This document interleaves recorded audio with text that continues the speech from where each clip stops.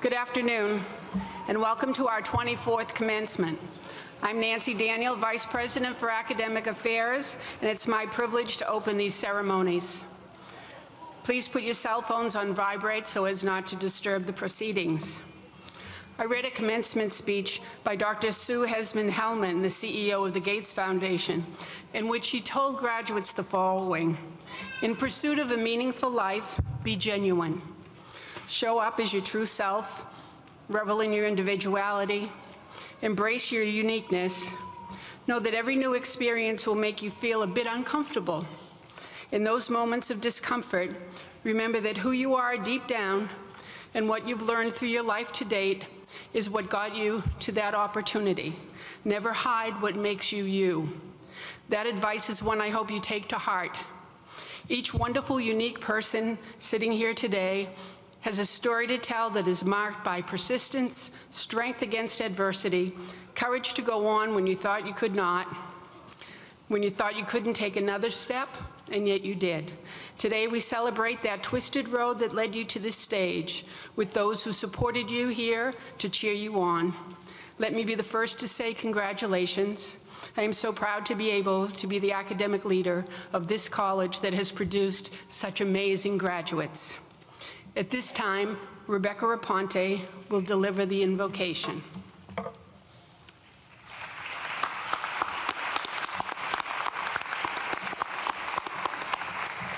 Good afternoon, graduates and families. Let's bow our head for the invocation. Gracious and loving God, as we prepare to watch the graduates walk across the stage, receive their diploma, we want to take a moment to thank you for keeping them safe and guiding them to this point. Today we celebrate the accomplishments of those who receive diplomas, of those who begin new chapters in their lives. Bless as well those who have supported them in their work, in the classroom, at home, and on the way. Teachers who have given themselves, families who have sacrificed much, friends who've learned from them and taught them as only peers can. Even as we celebrate accomplishments and transition, may we continue to seek wisdom. Amen.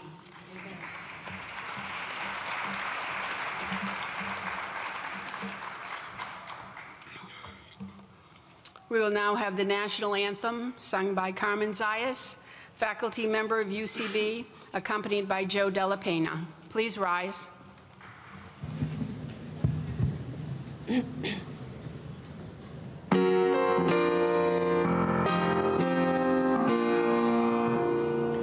Oh, say, can you see by the dawn's early light what so proudly we hail at the twilight's last gleaming, whose rose stripes and bright stars through the perilous fight o'er the ramparts we watch were so gallantly streaming on the rockets their bombs bursting in air gave proof through the night that our flag was still there. Oh, say does the star-spangled banner yet wave o'er the land of the and the home of the brave.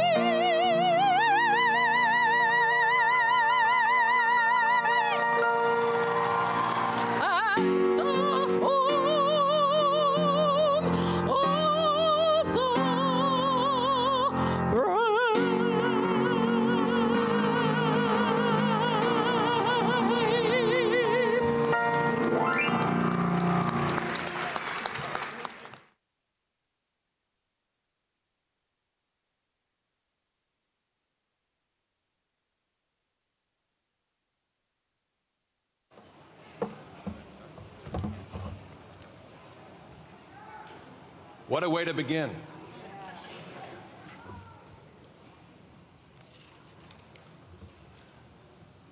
Well, good afternoon. My name is Michael Taylor, and I have the privilege of serving as president of the Urban College of Boston. I want to begin by thanking Nancy for her unwavering support in making this particular day happen as beautifully as it's happening now and will continue to do for the rest of the afternoon. Nancy Daniel.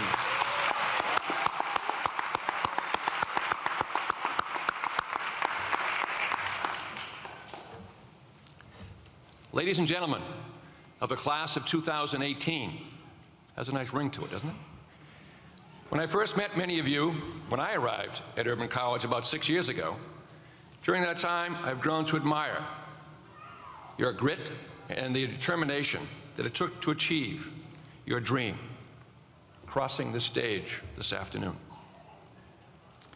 As you expressed to me recently, the achievement that we are here to acknowledge and celebrate is going to have a dramatic impact on your children and how they view what is possible for themselves. Not only have you enriched your children's lives, you've also given hope by your example to the many others who may now follow your footsteps to achieve their dream of going to college. That is a meaningful and lasting gift of the class of 2018.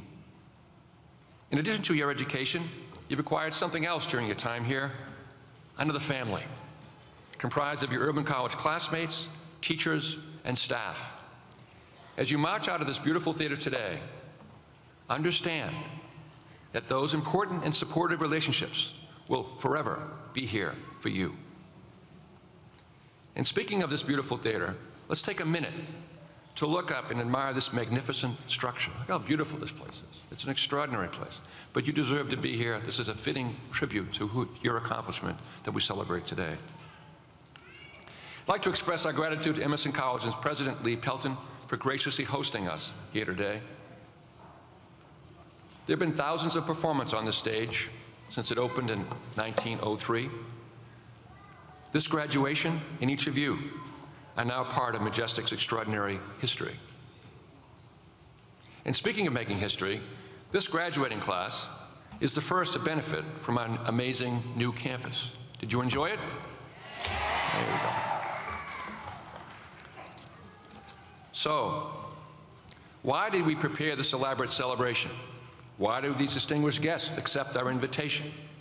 Why are all these relatives and friends joining you today? I would suggest they are here to acknowledge your courage.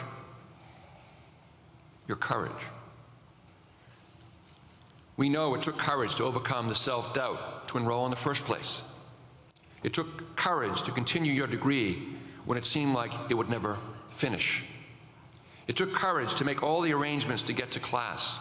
It took courage to go to class when you were bone tired and could hardly stand up. That's why we're really here today. You've earned the bountiful emotions you feel right now. Pride, relief maybe, satisfaction. So laugh, cry, shout, hug, express joy and love with your fellow classmates and your guests, because this is a special moment. No, it's a sacred moment in your life. Have a wonderful time with the people you love and who love you, who have joined you today. On behalf of the Urban College of Boston family, thank you for sharing this part of your life with us. Remember, the doors of Urban College of Boston are forever open to you. So keep in touch. We'll always be committed to your success. Congratulations.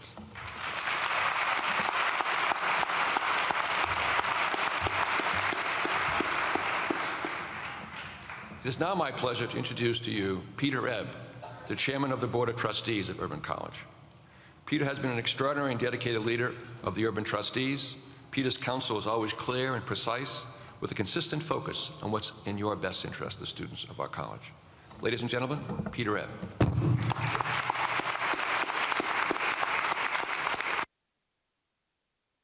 On behalf of the trustees of the Urban College of Boston, welcome. Welcome to our distinguished guests. You honor us by your presence. Welcome to the faculty and staff of the Urban College of Boston, that amazing group of talented, dedicated, and caring individuals who are, more than anyone or anything, really the Urban College of Boston. Welcome to the families, partners, friends of the graduating class of 2018. Without your support, many of those who will walk across this stage today would never have made it this far. And most of all, welcome and congratulations to our graduates. Each of you represents a remarkable story of perseverance, of overcoming challenges, of believing in yourself, and of working to help others. We are inspired by what you have accomplished to get here today, and we are energized by the many possibilities of what you will do next. Speaking of being energized, it's my pleasure to introduce one of our most important guests and one of the most important leaders in the history of the Urban College of Boston. For as long as I can remember, John Drew has been at the forefront of finding ways to give opportunities to those for whom opportunities were scarce. Throughout his career, John has been a tireless champion of giving the poor and the disadvantaged a chance, many times a chance to succeed, sometimes a chance just to survive. As the head of Action of Boston Community Development since 2009, and as one of its strongest voices for decades before that, John has helped build and guide the most effective social service agency not just in Boston, but in all of Massachusetts. And since the very beginning of the Urban College of Boston, John has made contributions without which the college quite literally would not be here today. John, together with ABCD and our founder, Bob Cord, raised the college in its infancy, provided the college shelter as it grew, gave it the financial resources it needed to weather hard times, and the encouragement it needed to succeed. Today, as we celebrate the college's new home at 2 Boylston Street, we also give thanks to ABCD for allowing us to share their home for so many years, and to John for everything that he and ABCD have done and continue to do to make the dream of the Urban College a reality. John Drew.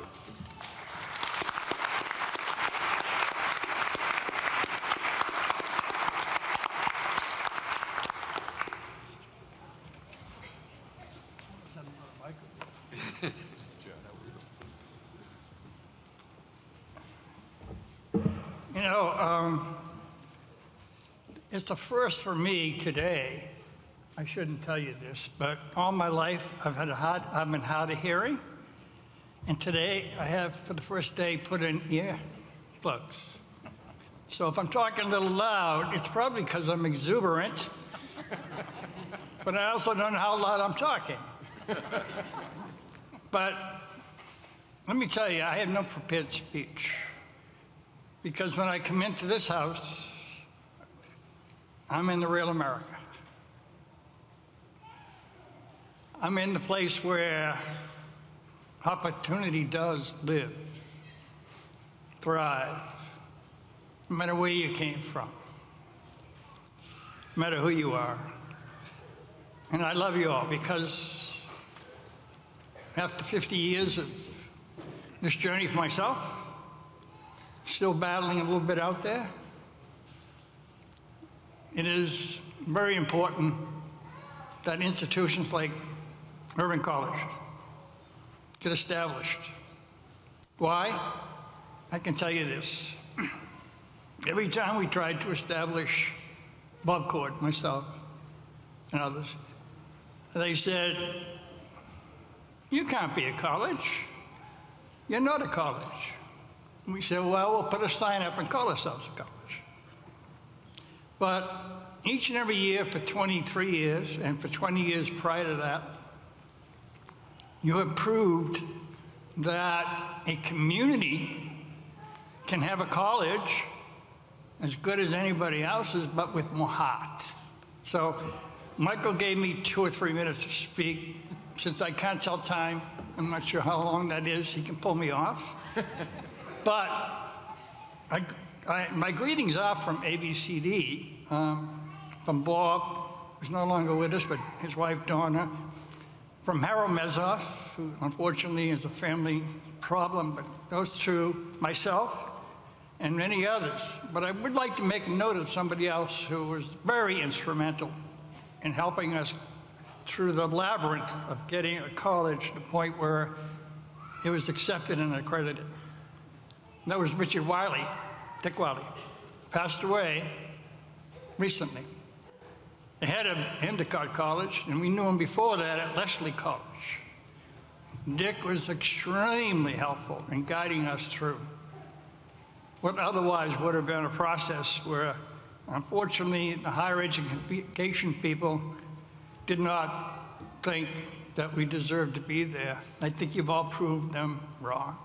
So from ABCD, from a community of here, a community that I will go to, of little ones, from Head Start, for a community across the city and across the country, where everybody who is working to try to bring down the temperature and try to help as many people as possible.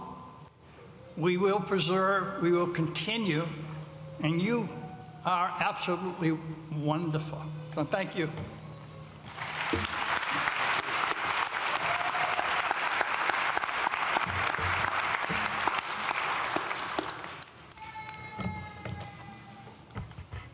Thank you, John. You have been an amazing partner to Urban College, and I just would encourage the audience to refer to page 5 in your program, and you'll see in more detail John's commitment to Urban College's mission. It is my pleasure now to introduce to you Charlie Titus, an active and engaged board member. Charlie holds a major position at UMass Boston as their Vice Chancellor of Athletics and Recreation. Charlie is well respected throughout Boston for his commitment to Boston's youth. Charlie Titus.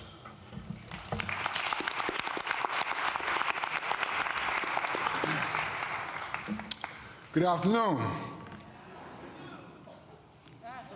Good afternoon. Thank you very much. I'm very honored to be here today.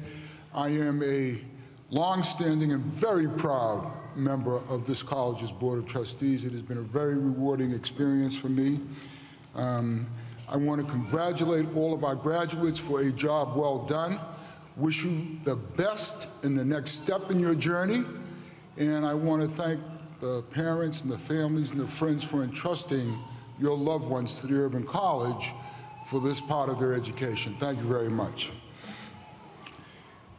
The recipient of this year's honorary degree is a woman with outstanding academic credentials. She's devoted her life's work to social justice and community well-being. A pediatrician and social epidemiologist, Dr. Renee D. Boydington Jarrett is an associate professor of pediatrics at the Boston University School of Medicine and the founding director of Vital Village community engagement work at Boston Medical Center.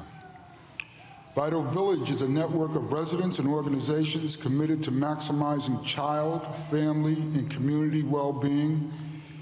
Its place-based community engagement network mobilizes collective investment from residents, community organizations, and institutions to seed scalable and sustainable community change around child protection and promoting health, social, and emotional development in early childhood. Among its many projects are the trauma-informed supports during the prenatal period, peer-to-peer advocacy, a breastfeeding coalition, and a male engagement task force. Dr. Renee Boynton Jarrett and her colleagues Kimberly Bird and Erica Pike were instrumental in the creation of the Certificate in Community Advocacy and Leadership. Our own Nancy Daniels said of Dr. Boynton Jarrett, she is a compassionate and determined leader. Urban College is fortunate to have Vital Village as a meaningful partner. The first certificates in community advocacy and leadership will be awarded today. Mr. President, it is my honor to present to you for her tireless work on behalf of Boston's most vulnerable residents. Urban College is proud to award this honorary Associate of Arts degree in Human Services Administration to Dr. Renee Boynton Jarrett.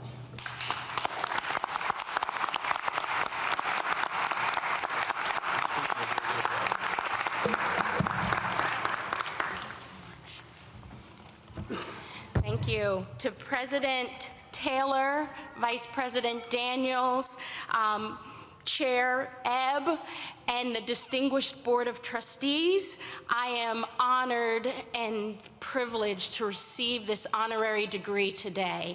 Thank you. But this is not my moment.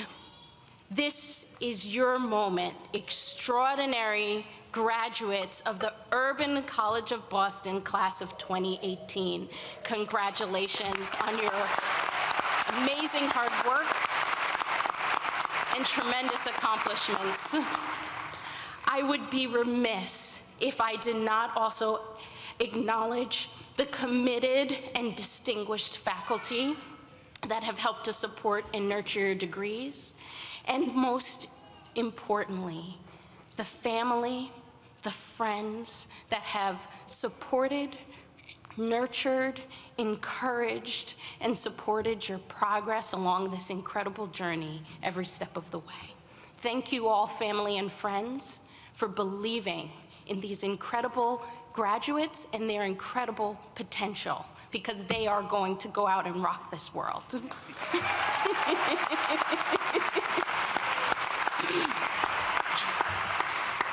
I'm honored to share the stage with Mr. DeLeo, Mr. Drew, and Mr. Ebb. It has just been an incredible, incredible process, and thank you, Mr. Titus, for that warm welcome.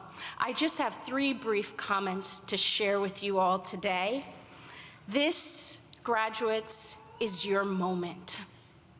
This is the beginning of the next chapter of your process of becoming all that you've dreamed to be. I'm honored to be here as a little brown child from humble beginnings that loved to read and wanted to help children, wanted to fight for social justice, believed in the power of communities and neighbors to make an incredible difference. I ask, as you go on to your next steps, you continue to use your talent, your intelligence, and most of all, your commitment to achieving meaningful social change in the lives of children and families as you move forward. Never underestimate the power of your small contributions to major, major changes. I want to secondly say that there's been a cost to you arriving at this moment. We are all standing on the shoulders of our grandparents, our great-grandparents, members of the community who made sacrifices so we could achieve and experience the opportunities that have brought us to today. When I get weary in the work that I'm doing, I never forget the cost of just the right to vote that not everyone has yet, the cost of democracy. As you look around at the many, many inequities that so many members of our society, our families, and even ourselves still face, never forget that change has happened in the past because of the contributions and commitments of those whose shoulders we stand on, and that you can contribute to making future changes and building and painting a brighter world in the future. My final comment would be, never doubt that showing up as yourself is going to be enough. Be true to who you are, what you have to offer. What you have to offer, what you have to offer is more than enough. Your story is still being written. Your narrative is still being written. If you don't see it out there in the media, if you don't see it out there in the public, it is because you are writing your own unique story. Take that with you and rock this world. We absolutely need you. And I'm so honored to share this date with you today. Thank you.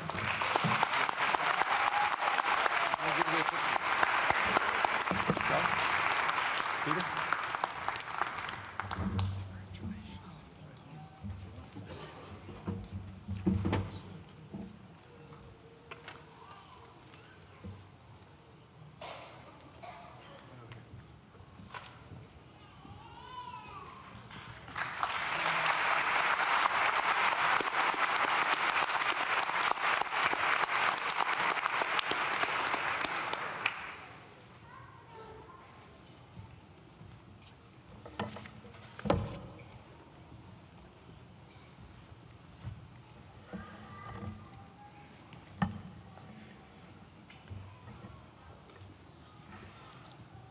Dr. Boynton-Jarrett, thank you very much for your very thoughtful remarks.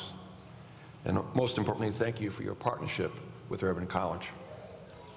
Do you want to do the awards now, the two certificates? The first award for community advocacy, the first certificate, has been earned by Cheryl Bernal Pena. Will you come forward, Cheryl, so you can receive your certificate?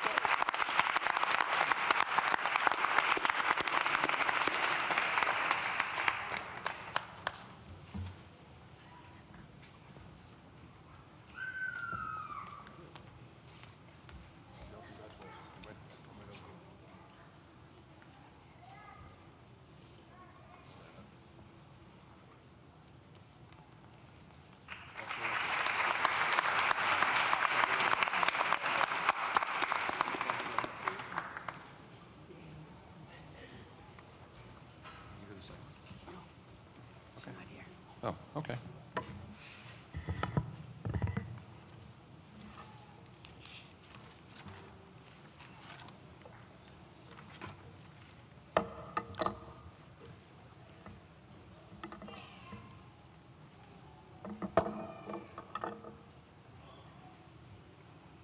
It is my honor and my privilege to introduce to you the Honorable Robert A. DeLeo, the Speaker of the Massachusetts House of Representatives.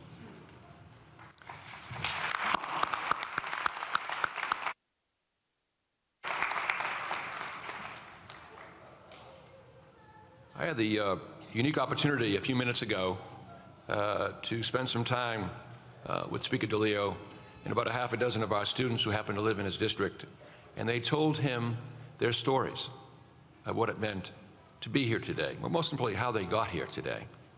And I was just overwhelmed with the degree of empathy and support that he gave to each and every one of our students and the curiosity he had about their stories. So thank you very much for joining us today and doing that. Due to his focus on protecting the Commonwealth's fiscal health as chairman of Ways and Means, he was elected by his peers in 2009 to be Speaker of the Massachusetts House. He governs by consensus, and as a consequence, he has an exemplary list of legislative accomplishments that have made Massachusetts a safer, more just, and more equitable place to live. I would like to focus on one that impacts the lives of everyone in attendance today: gun safety. We see the scourge of gun violence far too often in our country, whether in school classrooms, street corners, or in homes. Here in Massachusetts, we are fortunate to have Speaker DeLeo at the helm of the House of Representatives, as he is committed to enacting laws needed to prevent future tragedies. Speaker DeLeo was the key figure in the Massachusetts' first in the nation ban on bump stocks, and in 2014 passage of the Commonwealth's landmark bipartisan gun violence prevention law. As John Rosenthal, the founder of the organization Stop Handgun Violence, recently told me, quote, Speaker DeLeo is the #1 most committed and most courageous state elected official, not only in Massachusetts, but across the entire country, with respect to leadership and passage of effective gun violence prevention laws. Thanks to Speaker DeLeo's unparalleled leadership on gun violence prevention, Massachusetts now has the most effective gun laws and the lowest gun death rate in the United States of America.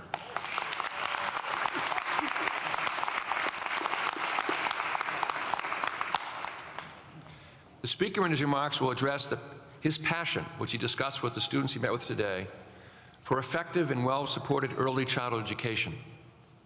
For 80% of you who are pursuing a career in early childhood education, you will have no better champion than Speaker DeLeo. Ladies and gentlemen, with deep gratitude and appreciation for all he has done for our Commonwealth, it is my honor and privilege to present to you the Speaker of the Massachusetts House of Representatives, Robert A. DeLeo.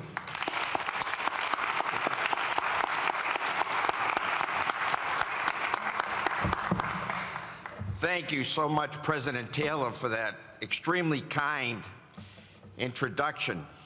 And thank you so much for having me here today. I have to tell you, about a couple of weeks ago, I had the honor of throwing out the first pitch at the Red Sox game. And being a former baseball player, I can't tell you what that meant to me after all these years to have that opportunity. I just wanted to say that listening to Carmen give the national anthem, I think she should do that at Fenway Park. I think she's ready as well. You've done it? I can't tell you how excited I am to be here.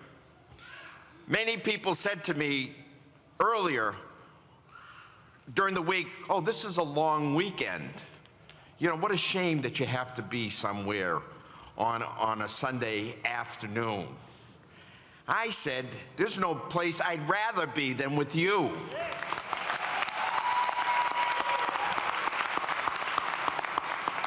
Because of the inspiration that I get from being at this graduation.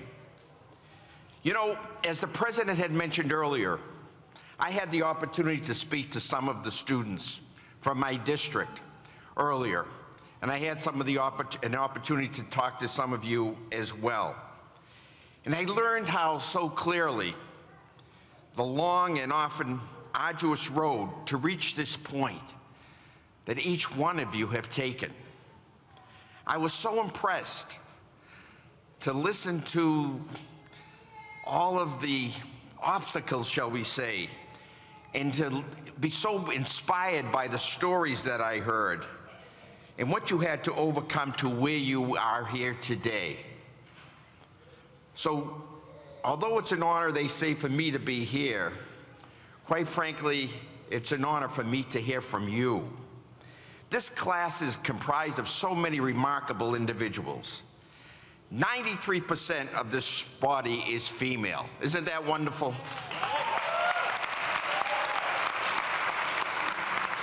60% of those women serving as the primary caregivers for their children. 2/3 of the student body speak English as a second language.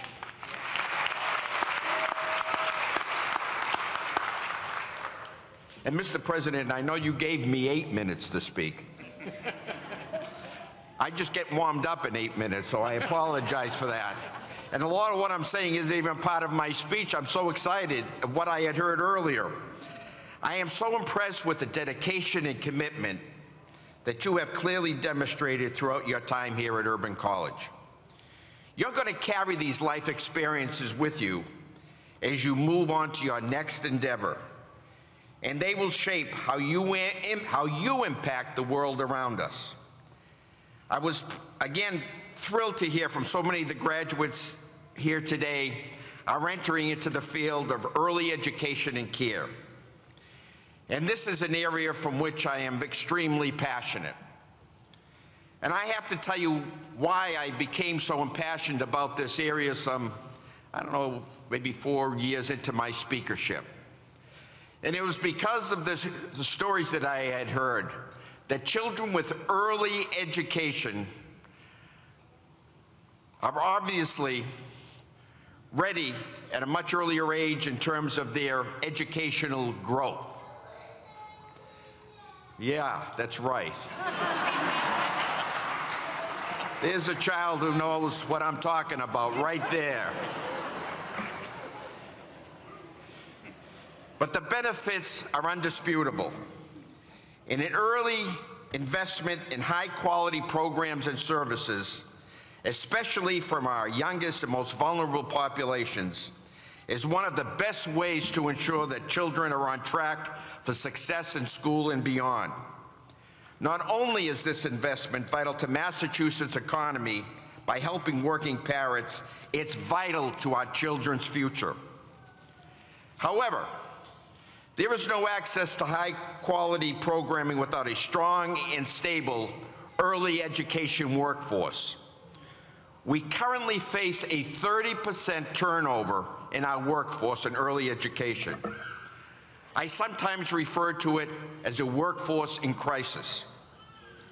In 2016, I formed the Early Education and Care Business Advisory Group to bring members of the business community in touch with the legislature to better support the early education workforce.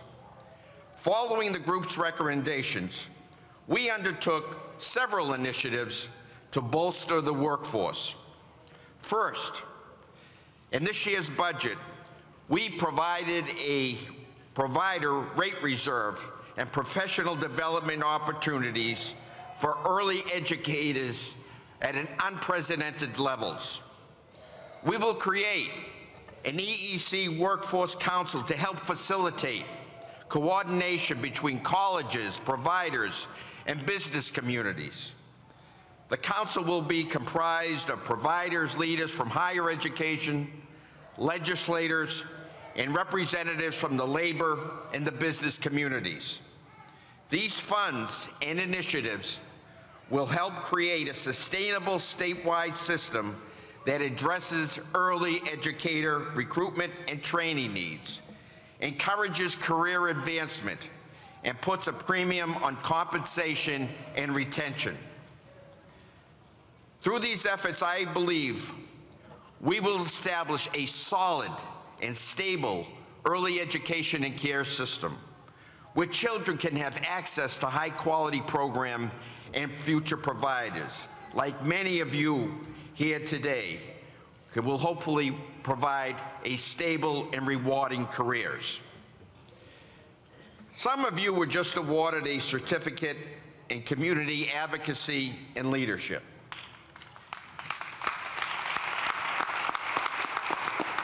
I commend you for your efforts to become more effective in bringing about social change in your neighborhoods and communities. And I hope that you're going to remain active in civic and public affairs as you move into your next steps in your life and your career. Your words and actions can have more impact, more than you even know. There is no better example of this than the recent student activism surrounding gun safety laws.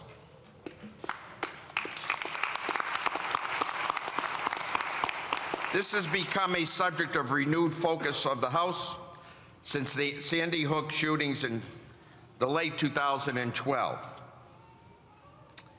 As a parent and as a grandparent, I was sickened to learn about that tragedy, and I vowed as an elected official with the ability to make change to do something about it. I can remember that day very, very clearly. I happened to be coming home on the Massachusetts Turnpike from Springfield at an event. When on the news came on the latest tragedy that occurred at the elementary school in Connecticut. At that point, slammed my hand on the car, in the car, and stated, I said, we have to do something about that. And from that commitment grew our 2014 gun law. I have to tell you, it wasn't easy. If you could see all the wonderful letters and cards that I received from people who weren't too happy with me, not only from Massachusetts, but from around the United States, you would have been somewhat surprised. I thought that I, at the time, was doing something in Massachusetts that wasn't going to be all that difficult, quite frankly. How could it be difficult when now on almost a monthly basis, we were having these terrible tragedies that are occurring throughout our country? But it was. And it required a tremendous amount of debate and compromise with other legislators. But we passed a comprehensive law that not only is now being recognized as the best in the country. Earlier this month, the Huffington Post reported that our gun laws are a model for legislation in other states, or even the country as a whole. More recently, the country has been galvanized as a result of the tragedy in Florida this past February.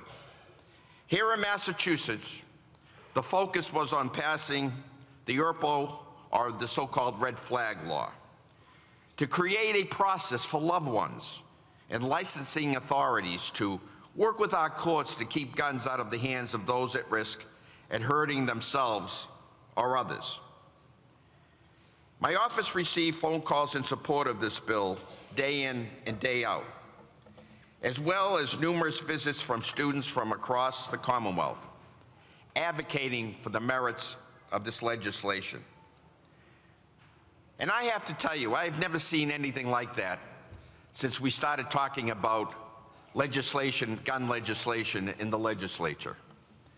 I had the opportunity to speak to some of the parents from Connecticut after the Sandy Hook shooting. And I vowed to them that what I was going to try to do was to bring our message from Massachusetts to other states across this country and hopefully to Washington as well. And I'm sorry to say that unfortunately I don't think I was successful as I wanted to be. But I have to tell you that as a result of what had happened in Florida, and seeing the activism of our young people and students and college students and people just like you who are letting their voices be heard, that we are now changing the debate in our country relative to gun laws.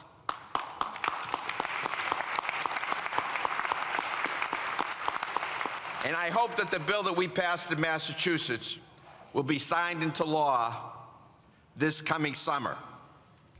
I can say to you today, the strong engagement of students from across this country is what makes so many of our laws happen right here in Massachusetts. Your voice is one of the most powerful tools you have. And I hope that you will use it to create change in areas that you care about. Most importantly, why we're here today is to congratulate the class of 2018.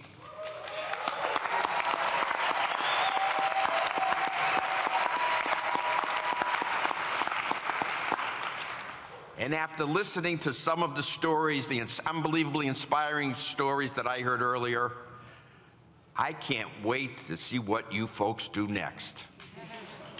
So, I sincerely want to thank you for the honor of having me today as your commencement speaker. And let's not forget one other thing today. We got to win the basketball game tonight, right? Right? Thank you and God bless. Thank you very much.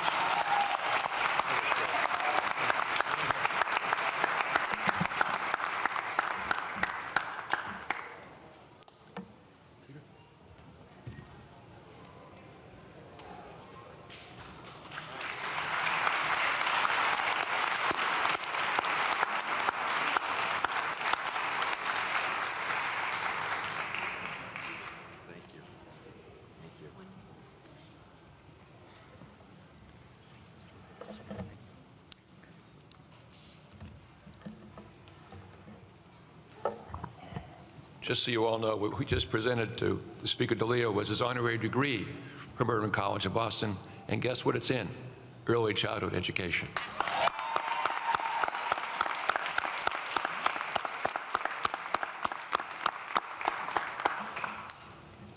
I have just one additional reflection about Speaker DeLeo. Although he holds one of the 3 top positions in the Commonwealth, I've always been struck by his decency and his humility. I think you saw that today. Speaker DeLeo is an effective legislator who works collaboratively with the Massachusetts Senate and a Republican governor. His work shows how effective government can and should be.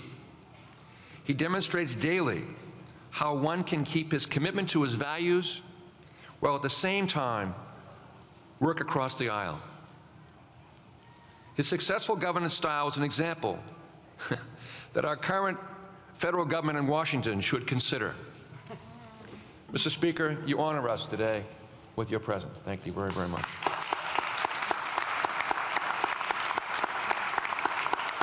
I would like to ask Peter Ebb to return to the podium.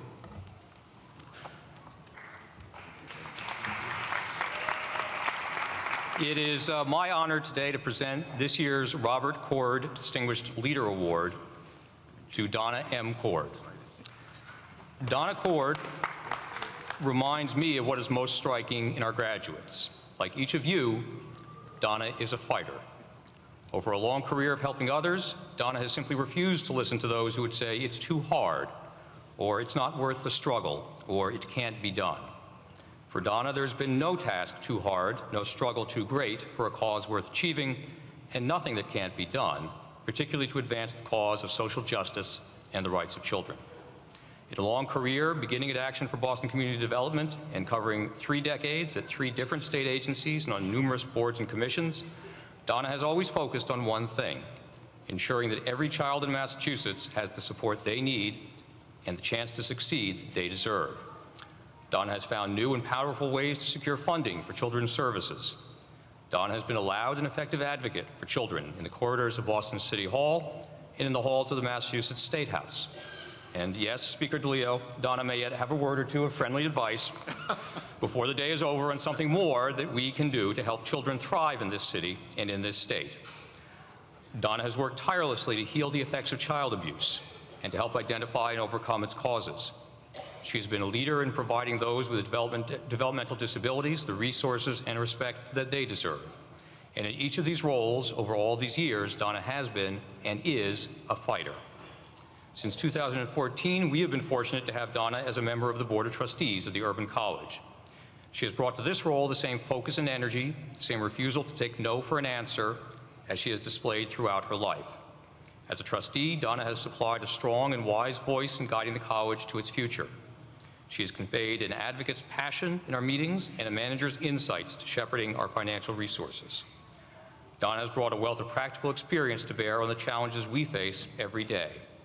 She has served as an engaging and effective ambassador for the college on countless occasions. She has given most generously of her time and has been a most generous financial donor as well.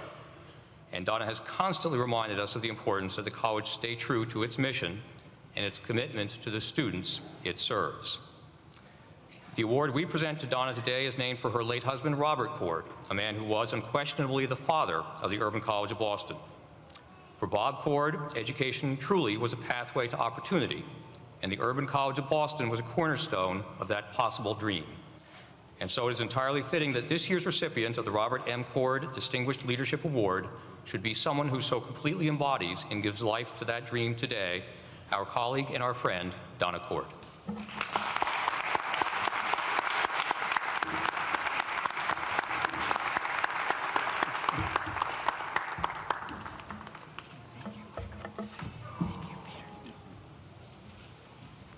Good afternoon.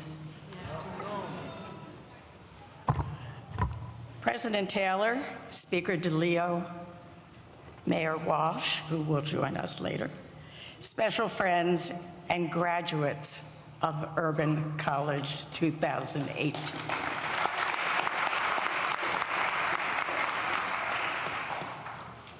This award brings me not just great happiness, but great fulfillment.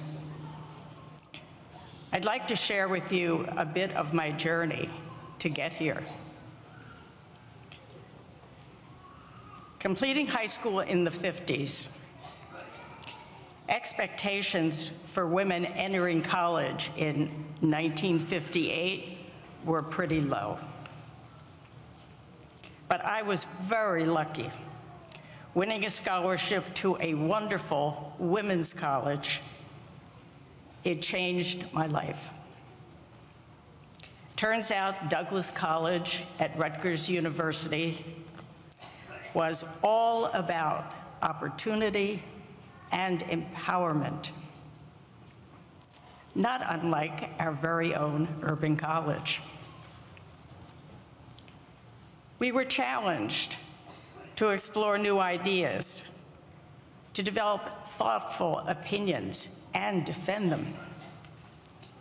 Not just to watch the world go by, but to try to make a difference. if we explored our limits and we were supported and encouraged. By the end of my first year, I found myself running for office, something I had never done before, to represent my class in the Student Government Association. And to my surprise, I won. It was a new feeling. I thought I should do something with this. Several years later, in 1964, a strong reference from my dean from Douglas, stay close to your deans, your teachers, and your mentors. They can make a huge difference in your future careers. Anyway, she had sent a reference to Boston's anti-poverty program, Action for Boston Community Development. And I worked very hard to get a spot on a very small team of people with a mountain of work to do in 6 months. Proposals of all sorts had to be planned with organized and elected neighborhood councils across the city. In many cases, we built on small, struggling, under-resourced neighborhood programs. In JP, for instance, I discovered a 2-day-a-week health clinic staffed with volunteers and coordinated by Harvard School of Public Health. I'm very proud to tell you that after a lot of work and OEO funding, we have known this program now for years as the Martha Elliott Comprehensive Health Center.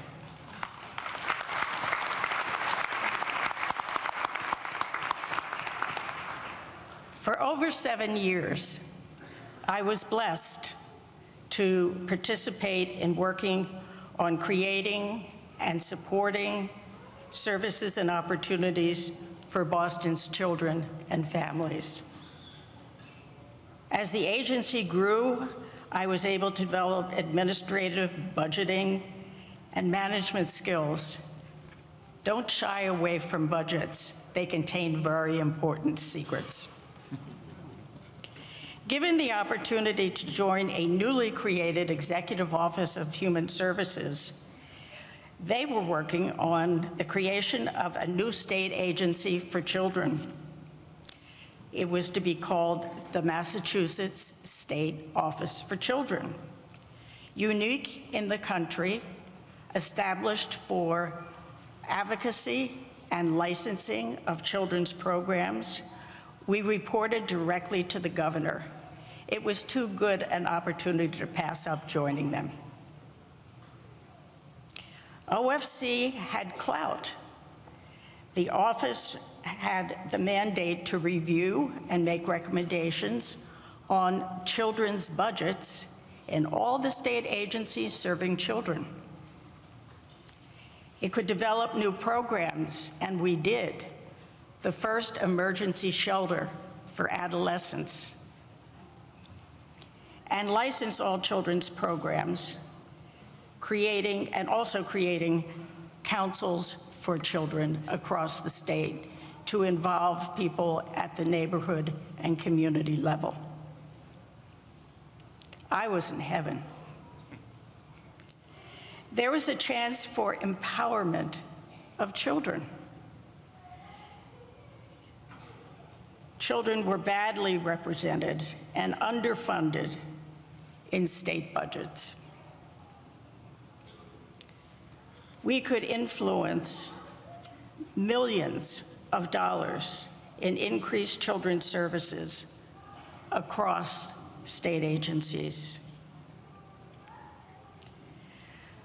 My final chapter began joining a newly created State Department of Social Services. There's a theme here. I love joining new places, the chance to build things from scratch. I was asked if I would accept the position of regional director And I remember saying right away, okay, but it has to be Boston. Boston turned out to be a bit more than just the city of Boston. It included Brookline, Revere, and Winthrop, and eventually Chelsea. I devoted 22 years to one of the toughest challenges in the world: how to identify and then how to protect children at risk of or already victims of child abuse. That whole experience is a very long chapter for another day. And I salute the professionals who 24 hours a day, 7 days a week, work in this incredible profession.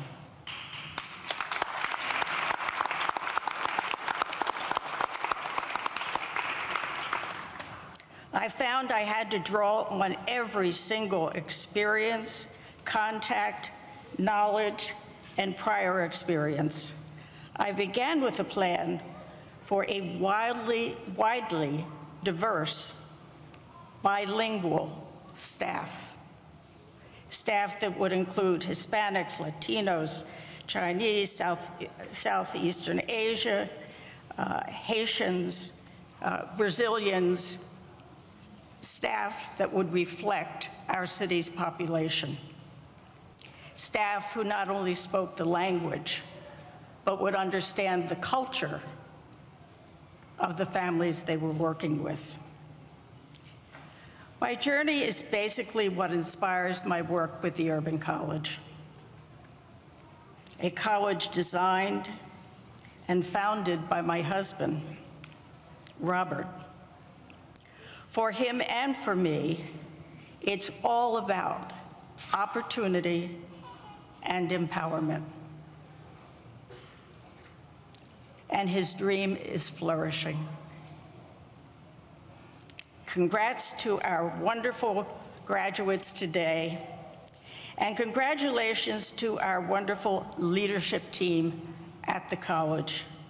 They are extraordinary. President Taylor, Vice President Nancy Daniel, Chairman Peter Ebb, and our long friend and supporter, John Drew. Thank you.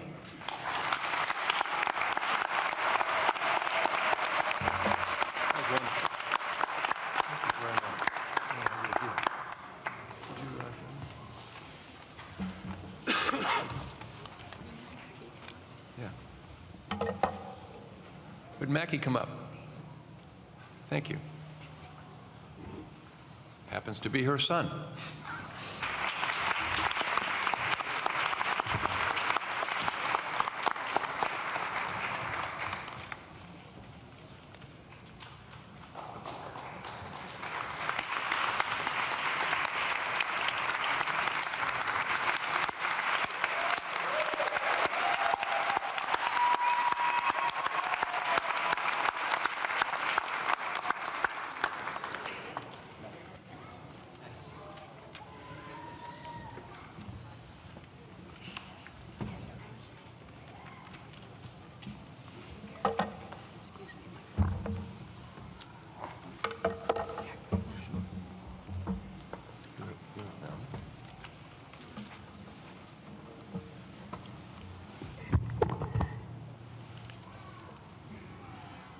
Donna, I just want to say, I thought you were over that way.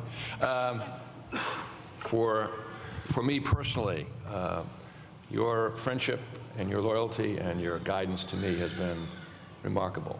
And I say that in behalf of all of the staff and all the other board members, and most importantly, the students of the college. Thank you very, very much.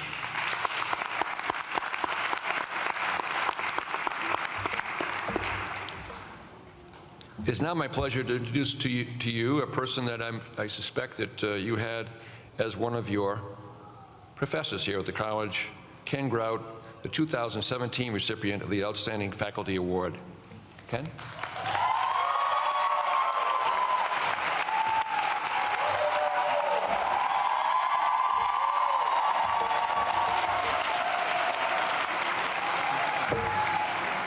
It's too late, you already passed. It was such a pleasure such an honor to be named Faculty Member of the Year.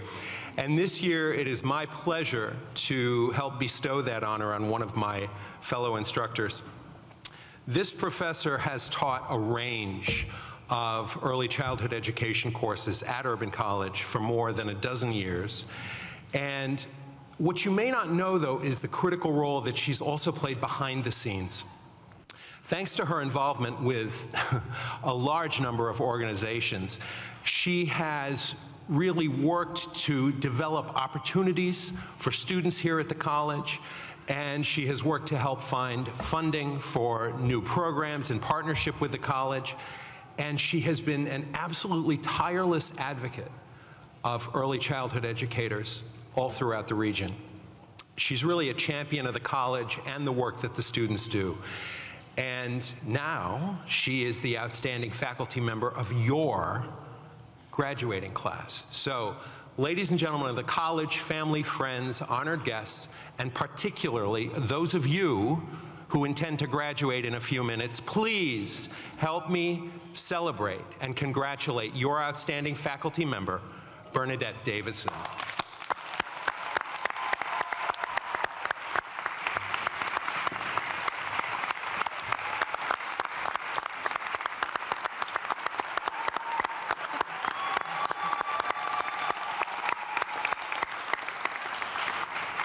I want to thank you, first of all, for the honor not just of being acknowledged here, but for the honor of being your instructor, and tell you a little bit why Urban College has my heart.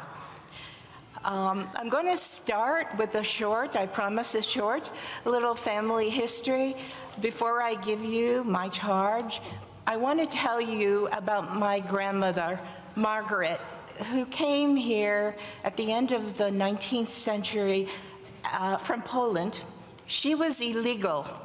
She came on somebody else's passport. And when she came through Ellis Island, she was supposed to meet her father, but he never showed. So they put a sign on her, Moodus, Connecticut, and she got on a train, and when she got to Moodus, she worked as a housemaid and lived in a boarding house where she met my grandfather. And they bought a farm. Whoa! And 10 children later, one of those 10 children was my mother, whose name was Veronica, but she changed it to Alice to be more American. Well, my mother, like many children in the school that I now oversee, entered school speaking no English. She brought with her her home language, Polish, and when she used it, the teacher came and struck her hand with the ruler and broke her fingers. The message to my mother and my grandparents was that her language was not welcome here, nor was she. Urban College is the only college I know of in the United States where early childhood educators can study in Chinese and English and Portuguese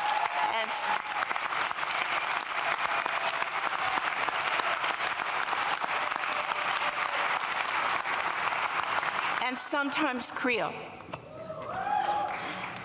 while they're learning English.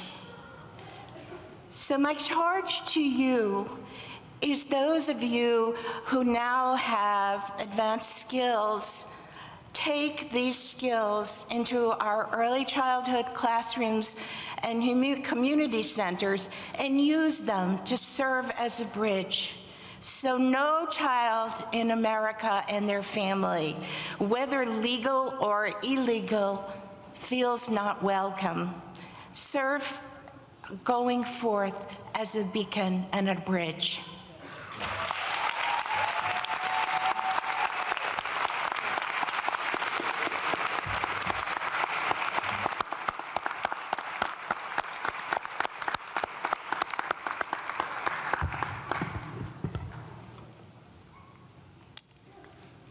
Bernadette, I didn't know, obviously, about your grandparents, but now I understand the passionate advocacy you have for linguistic minorities throughout Massachusetts. And now I understand it totally now. Thank you for allowing us to hear that chapter of your life.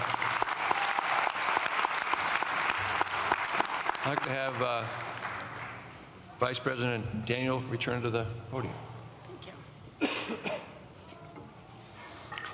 This is the awards part of the ceremony, and it's my pleasure to introduce the Cord Family Scholar. This is presented by the family of Robert Cord, the founding president of Urban College, to an outstanding student who has demonstrated high academic performance and who has exhibited significant progress in professional development. It was my honor to present the 2018 Cord Family Scholar Award to Michelle Slater, our top student. Michelle is graduating with the highest GPA, a perfect 4.0, and we present her with the Gold Honor Stole.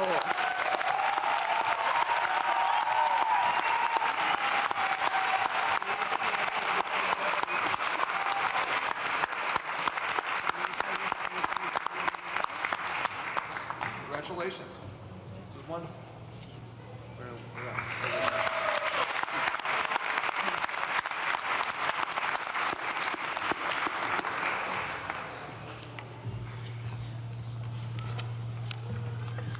Robert L. Norse Memorial Award, named for a longtime faculty and staff member at Urban College, is given to the student who exemplifies the qualities Ms. Norse valued: perseverance, effort, and tenacity.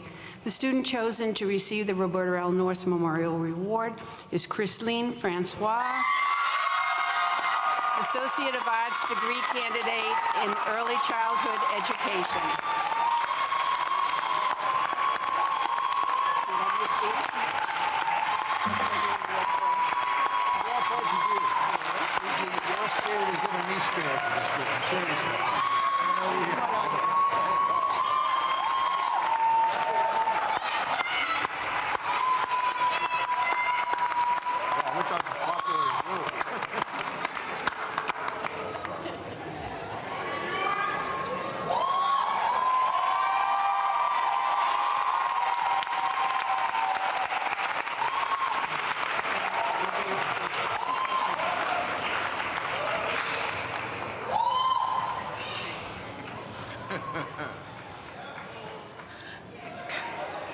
Good afternoon, dedicated faculty and staff, Mayor Walsh in his absence, and all our distinguished guests and speakers, but most importantly, to my fellow graduates.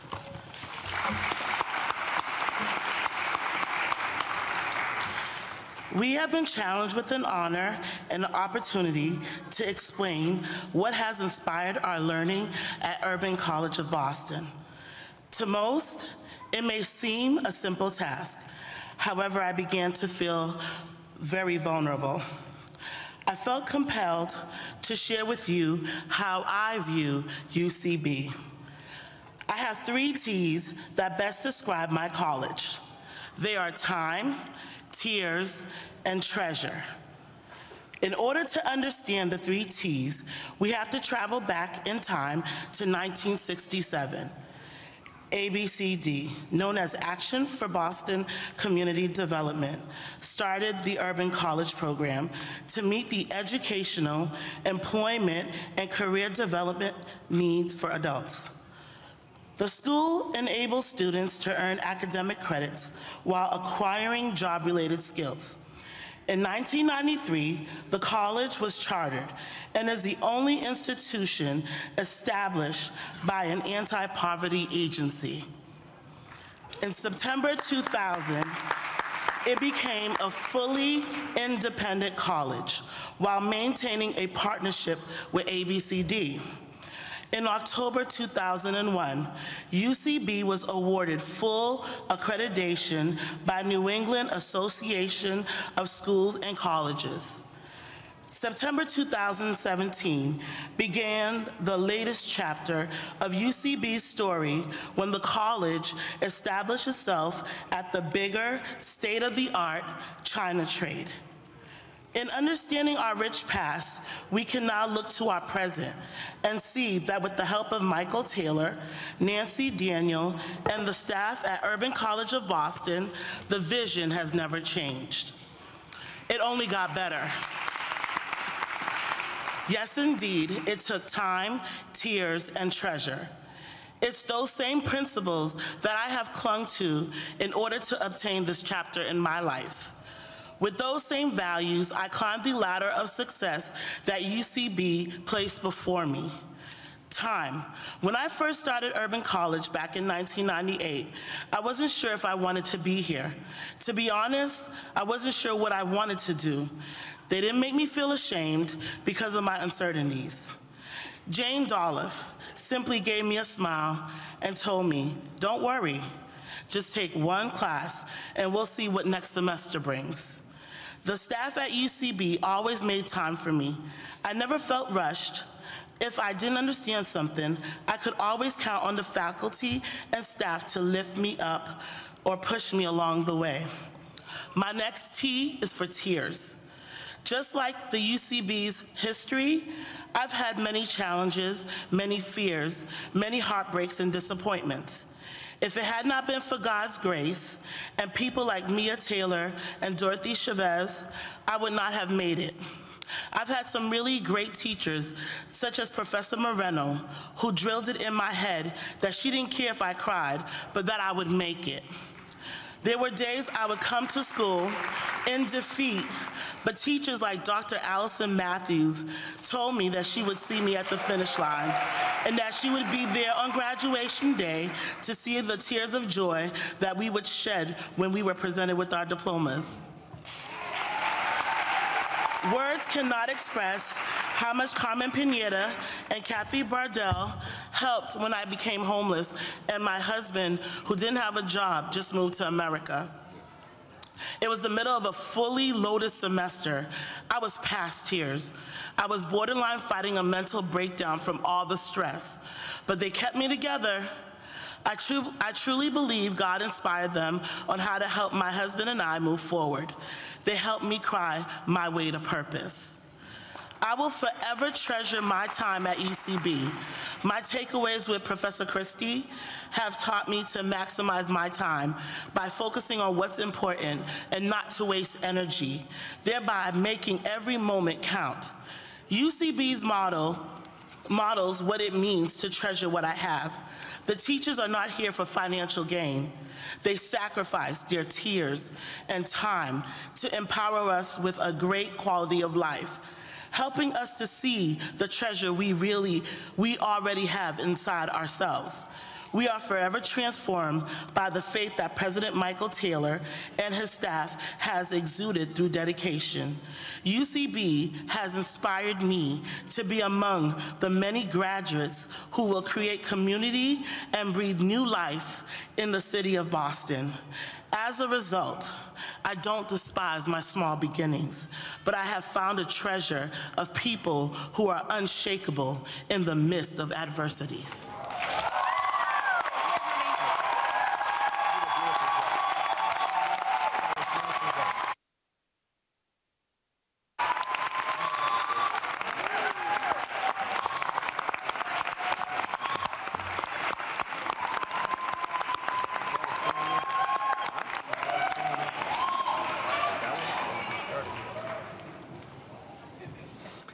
Wow. The Jill Alexander Award for Excellence was established to recognize students who emulate Miss Alexander's dedication. Miss Alexander was the first director of the Urban College program. The 2018 recipient of the Jill Alexander Award for Excellence is Tamika Johnson.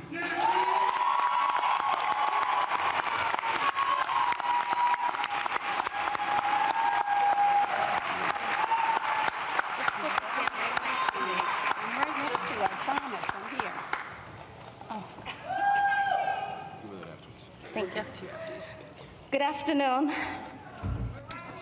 I just want to say thank you to Urban College. I feel honored to have received the award. Okay. To me, being inspired means you've been encouraged to reach your goals and not give up, regardless of what roadblocks may be in your way. I was instantly motivated to get serious about my education after hearing Nancy Daniels' presentation about Urban College. In 2013, after several attempts and, in my opinion, failures of furthering my education, I decided to take the plunge and recommit myself to achieving my goals of earning my college degree. As I mentioned, after several unsuccessful attempts, I lost my desire to return to school many years ago. But as time went on, I got to a point in life where I realized it was time to invest in me so that I could excel in a career that I love, have financial stability, and create a better life not only for me, but also for my family. Urban College allowed me to do that with the flexibility needed for a parent with a full-time career. Offering night classes gave me an opportunity to transform my life by receiving my diploma while working and taking care of my children. During my time, I had the advantage of experiencing both the ABCD and current location. I describe this as an advantage because I've been able to witness firsthand how much the president of the school cares about his students by continuously looking to improve the student experience. The commitment to a successful student experience does not stop at the president. The professors and administrative faculty have been a great support in my success here as well. The availability and access to my professors constantly amaze me with their continuous dedication to students while at the same time dealing with all the responsibilities of their full-time jobs. Every professor I've had has supported the fact that I was a working parent and has treated me as an individual with respect and a clear interest not only in my academic but personal growth. I cannot say enough how much Urban College has done to make my college goals not only achievable, but gave me the tools and confidence to allow me to do so as one of the top students in my class. At times, I regretted not going to college right after high school, and even after several attempts a few years after high school, I never found the right fit. But after going back a little more mature and learning from past experiences, along with attending a great college, I now know it was the right choice for me. I hope my experience teaches my children it's never too late to reach your goals and dreams and accomplish any goals that you have. If I can give them inspiration by watching me go through this process, then not only have I succeeded as a student, but also as a parent. I'm very thankful for Urban. It has challenged me in so many ways and has given me a lot of drive to continue to get my bachelor's. Although I may have taken a slightly different path than the typical high school graduate to further my education, I think Urban has provided me with professors and classes that allowed not only me, but my fellow classmates to find inspiration in academics that for at least someone like me was missing for many years. See, you could do it. Thank you. Come get your award. Very well done. Did a great job.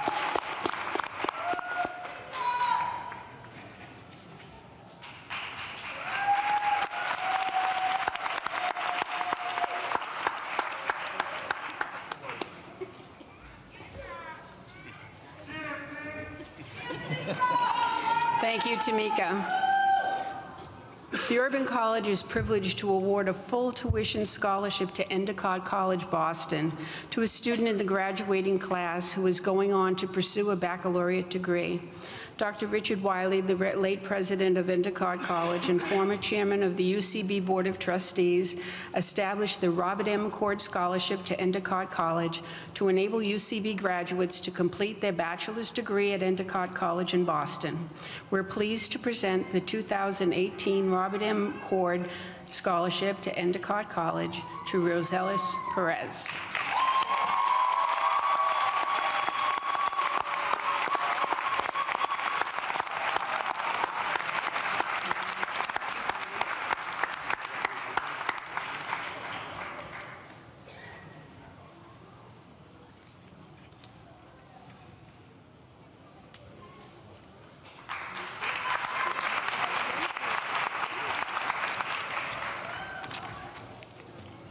Good afternoon, everybody. Thank you. Thank you for joining me and my college graduates in this special event. It is a very good opportunity to thank God, the center of my life, for giving me the health, strength, and enthusiasm to complete this journey successfully. I also want to thank my parents, even though they are not present today, the rest of my family, who was able to join me, or the staff of Urban College of Boston for support me, and my co-workers who in one way or other helped me to be here today. Thank you. To keep it simple, I just want to encourage every single one of you to keep going forward and never stop chasing your dreams. This is just one step of the stairs that we need to climb in life. Thank you all again for being here. It means a lot for me. God bless you.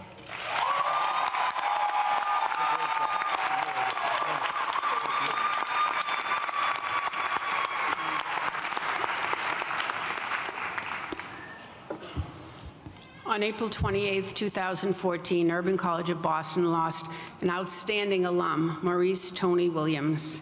His indomitable spirit and kind, loving ways will be memorialized in an award presented each year at commencement to a student who exemplifies Tony's determination to not let anything stand in his way.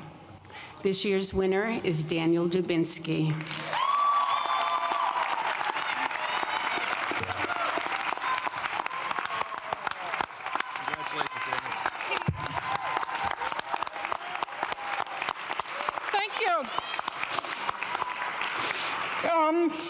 Good afternoon. My name is Daniel Dubinsky. Oh gosh.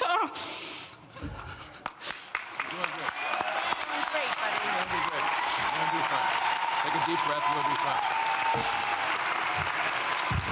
I began my college education at Urban in spring of 2015. I found my way to Nancy, and we discussed the possibility of me working towards a degree at Urban. I wasn't sure what response I would get, but I don't remember a lot about that day, but I knew though in many ways it changed my life. Urban College has done a lot for me over the years, not just the following. I did far better than I thought I would do. I only needed 2 tutors, and I thought I would need a lot more. I started classes with Carol Hilliard. It was extremely apprehensive because I was not sure how well I would perform. This was my first educational experience outside of special ed. Among my many teachers at Urban, each contributed to the man I am today. Most important thing I accomplished at Urban College was accountability.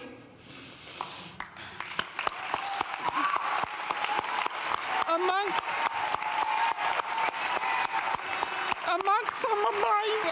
some of my memorable teachers were the following: Dr. Oscar Laszlo, Ken Grout, Michael Conaway, and Professor Keeling. For those of you that are not mentioned, I'm sorry, but time constraints have limited me to this. Through my years at Urban, I learned a lot of things, but the most important thing is that no one is normal. Everyone is different than one another.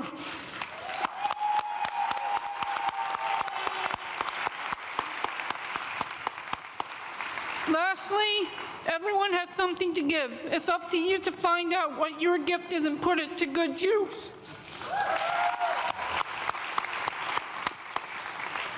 Harvard University is only a few blocks from where I live, but my Urban College experience taught me what I can do.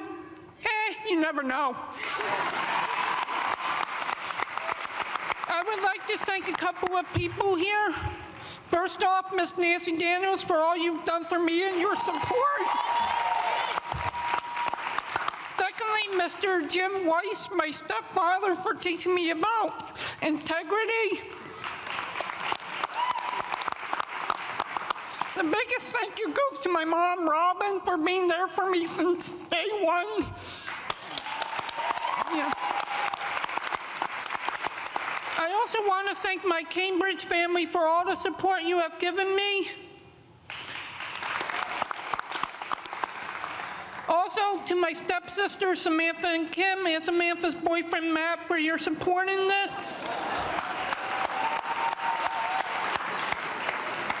Thank you to the Urban College community for being part of this important chapter of my life.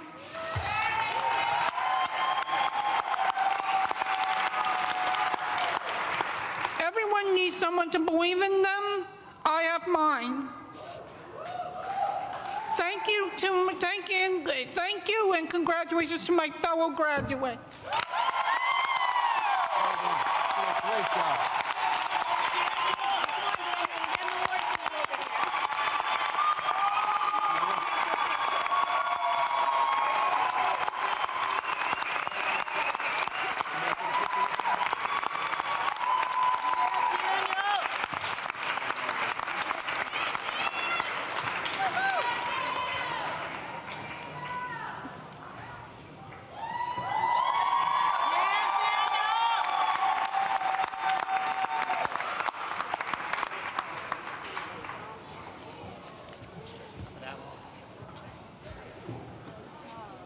Just in time.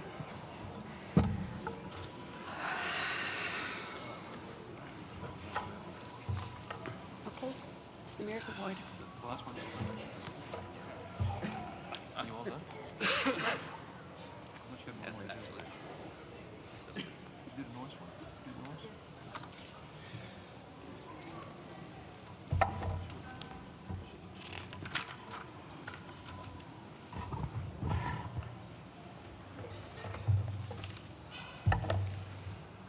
Wow.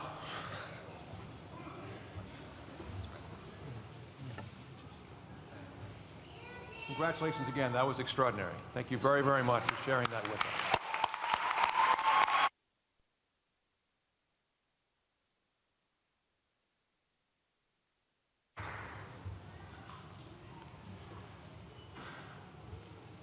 I'm not sure what you can say after Daniel. That was amazing. It is my distinct pleasure and honor to introduce to you the Mayor of Boston, Martin J. Walsh.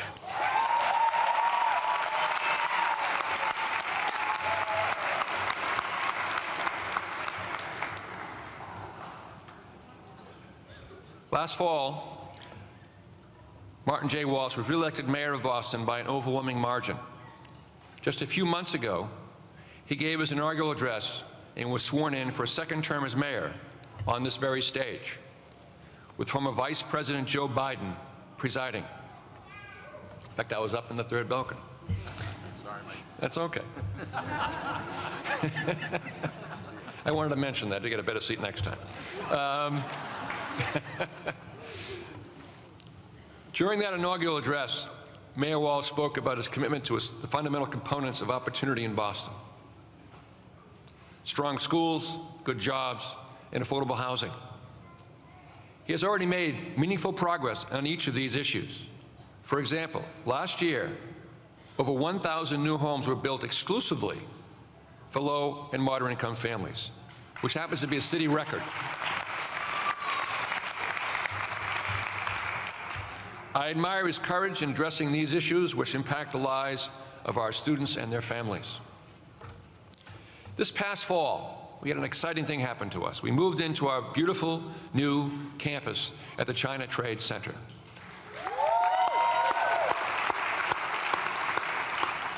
For those of you who don't know, it's just around the corner from here. That move on September 6th of 2017, didn't take that long to get it built. That move was only possible because of the mayor's leadership, conviction, and partnership.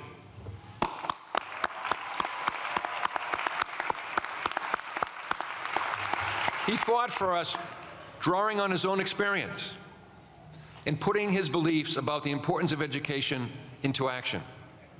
At each step of the process, he demonstrated his deep respect for our students as important and valued members of the Boston community.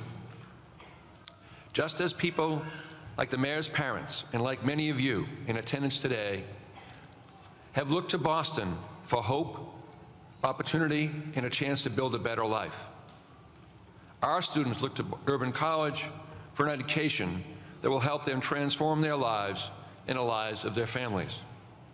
Our new campus reflects that aspiration and honors our students' commitment and sacrifice. Thanks to Mayor Walsh's vision and leadership, the China Trade Center is now bustling with energy. The mayor fulfilled his pledge to bring library services back to Chinatown.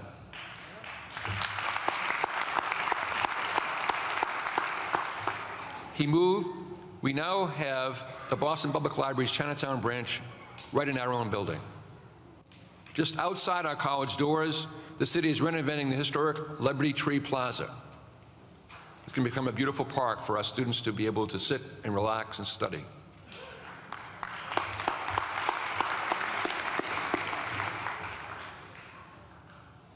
Because of Mayor Walsh, this is an exciting time to be a member of the Urban College community. Ladies and gentlemen, it's with deep gratitude for all he's done for our students, our college, and our city. It is my honor and privilege to present to you your friend and your mayor, Martin J. Walsh. Thank you, Mr. Speaker.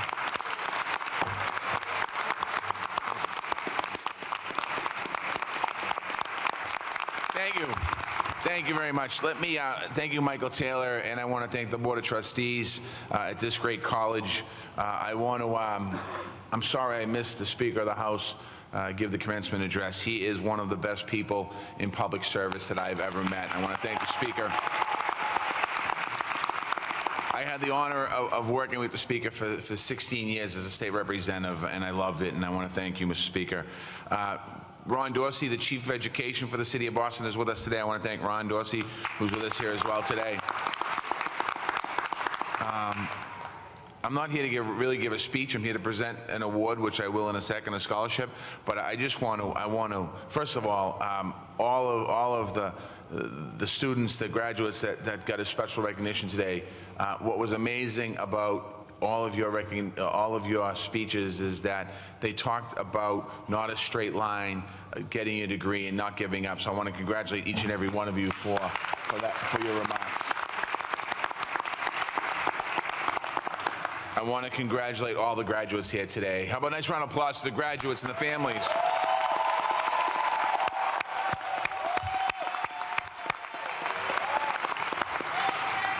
I love this school because it is not like the other schools. That's why I love this school. You were looking at a guy who graduated college when he was 42 years old. I didn't go after high school. I went for a little while. I dropped out. Things happened in my life where we had to make, we lost something out front there. The flower, sorry. Is that better? Okay. See what happens? You never know what's going to happen in the day. You just go with it. And when I finished my last class at Boston College Evening School, I was not the mayor of Boston. I was a state representative, hoping to do something else in my life, potentially after being the state rep. And I realized it was probably one of my greatest accomplishments because I work in the daytime. I'd go to school at night. I quit school in my head about 100 times, saying, I don't need this, I'm not going to do it. I didn't write the paper, I didn't study, I didn't read the book. Oh my God, what am I going to do? I have to talk to the professor, we have to make it up, you know what I'm talking about. So I know what this recognition and this certificate and this diploma means to all of you today. I know it's hard, I know it's not easy, I know everyone has challenges in your life.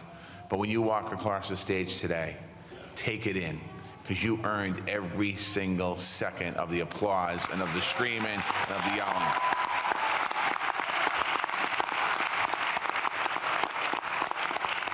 Now for the reason I'm here today. I'm honored to share some facts about this year's recipient of an award named after my mother and father, who are immigrants, by the way, and I'm proud that they were immigrants, so we should support our immigrant community. Yanis Torres. When Yanis enrolled at Urban College 2 years ago, she was living at St. Ambrose Family Shelter in Dorchester with her newborn daughter, Sophia. Every day before her class, she would take a bus from Dorchester to Roxbury to drop her daughter off at her mother's house, like many of you did. After class, she'd go back to Roxbury to pick up her daughter, and they'd ride the bus back to the shelter in Dorchester. She made this trip every day for 2 years. I think little Sophia's here with us today, which we're happy about. In a few minutes, she's going to watch her mother walk across this stage to receive an associate's degree in early childhood education with high honors.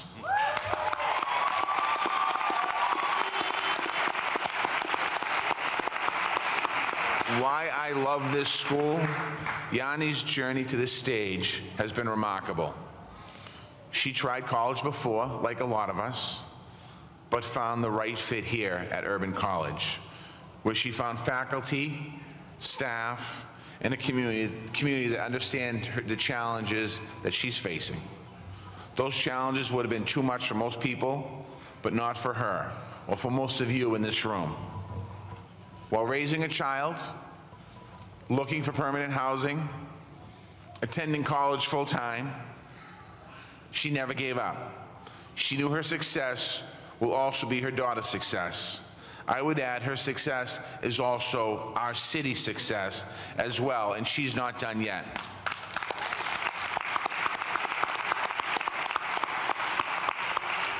Yanis and Sophia left the shelter in October. They're now living in their own apartment in Hyde Park.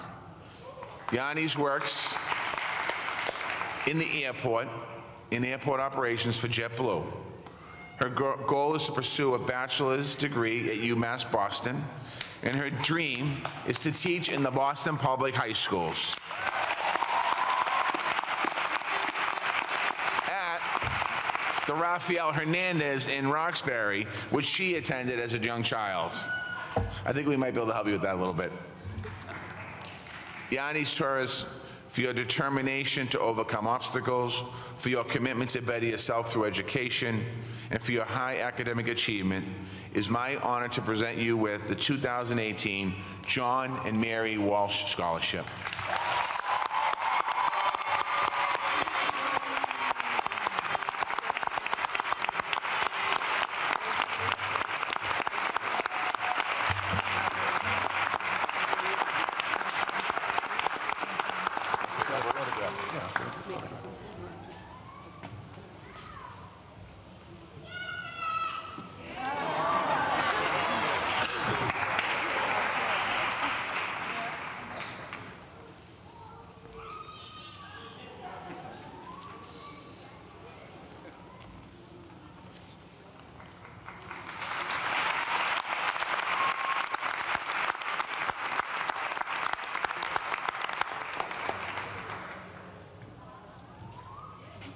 Just give me a second. Go right ahead.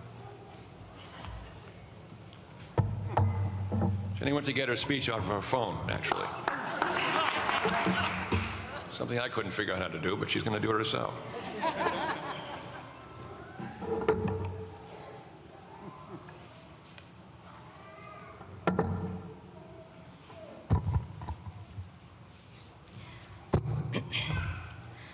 Malcolm X said, "Education is the passport to the future, for tomorrow belongs to those who prepare for it today." This quote sums up my 2 years at Urban College. Dedication and preparation is what the staff and faculty offered me in my educational journey at this school. I must confess that Urban College is not the first secondary institution that I have attended, but it is where I was able to blossom as a student and prepare for my future. As a child, I wanted to become a social worker, but it was not until I got to my first institution, moved onto campus, and enrolled in all of my classes that I realized that was not what I wanted to be in life.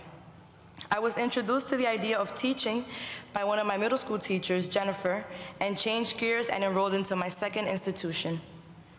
One of my friends at the second institution came into class one night with a glow on her face and told me she was transferring to Urban College. She had so many positive things to say about the school that I went to visit the very next day. I remember being nervous going up on the elevator to the 7th floor at our old address to only find Rebecca, the first person I meet. I felt such a sense of relief.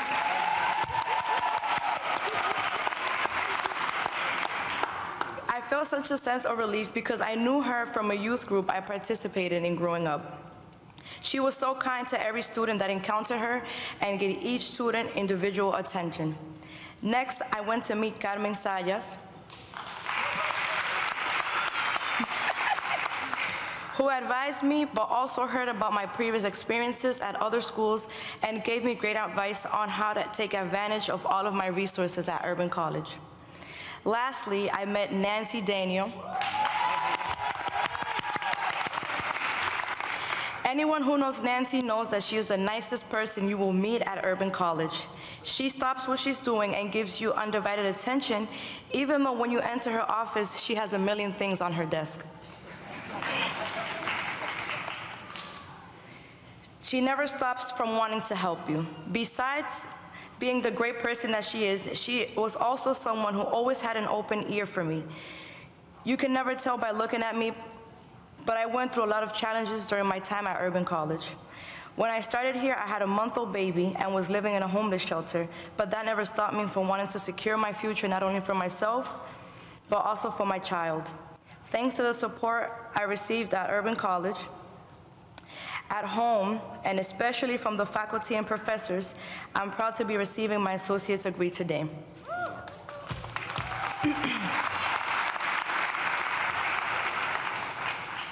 With the strong foundation that Urban College has provided me, I will strive to continue my education and one day receive my bachelor's degree and become a teacher.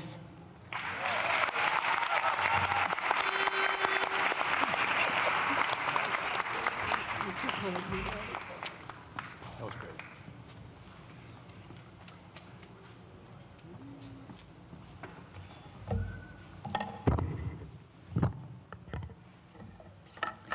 Well, to continue the theme of becoming teachers, I wanted to take this moment, Mr. Mayor, as well as your Ron Dorsey, to something we discussed. I discussed with Ron Dorsey in detail just a couple of weeks ago.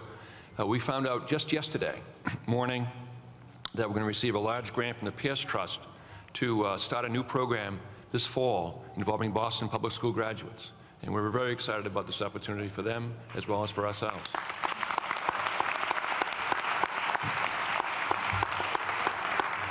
I'd like to bring back Nancy Daniel. Okay.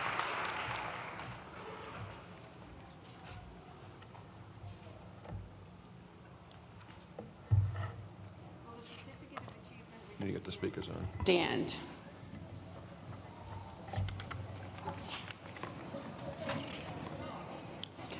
Mr. President, these students have met all the prescribed academic requirements and have been recommended by the faculty and administration and have thus been approved by the Urban College Board of Trustees, thus eligible to receive the certificates of achievement. In accordance with the authority conferred by the Massachusetts Board of Higher Education, the Urban College of Boston, a 2-year college, hereby awards professional certificates to those candidates who, in the judgment of the college, have successfully met all the requirements for completion. Please be seated. Will the Associate of Arts degree candidates please stand?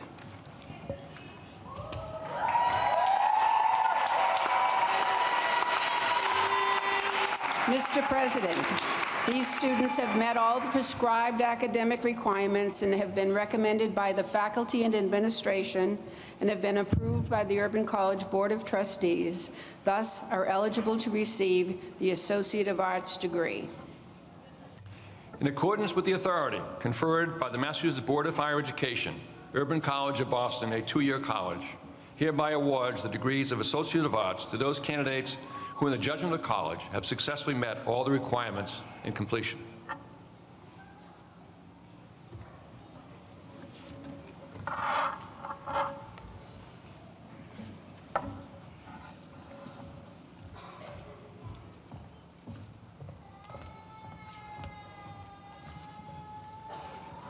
Graduates, many of you will be receiving more than one certificate of achievement or diploma.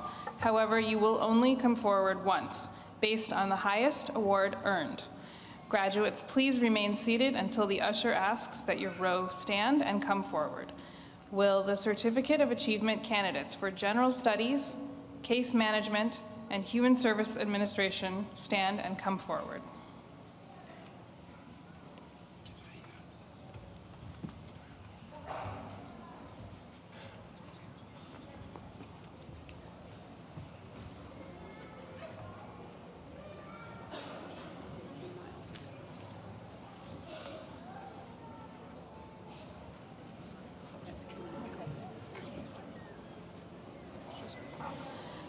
Mr. President, it is my pleasant obligation to present to you individual candidates for presentation of the Certificate of Achievement in Human Services Administration.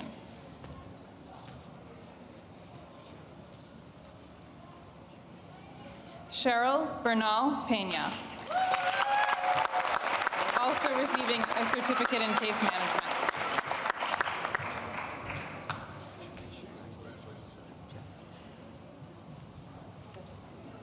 Jessica Freeman.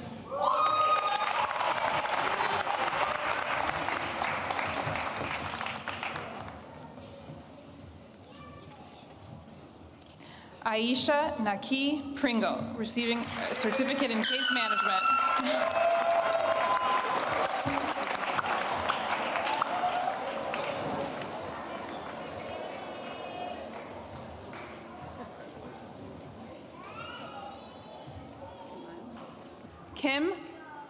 Kim Miles, receiving a certificate in general studies.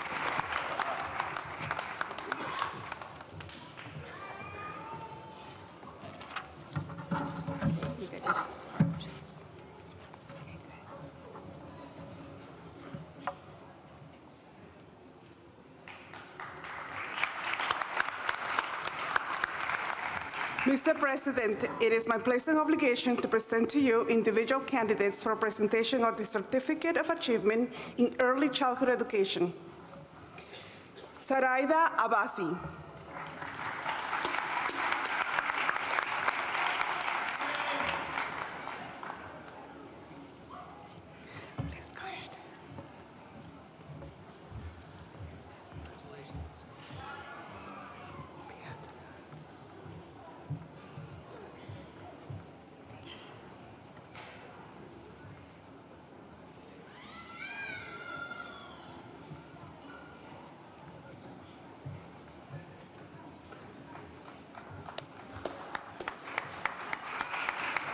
Joanny Alcántara.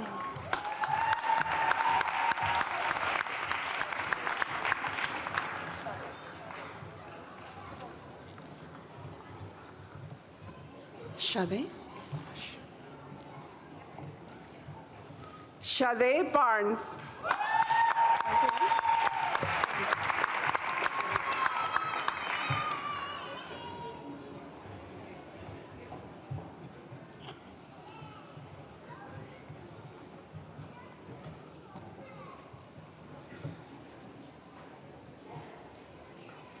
Rita Beato.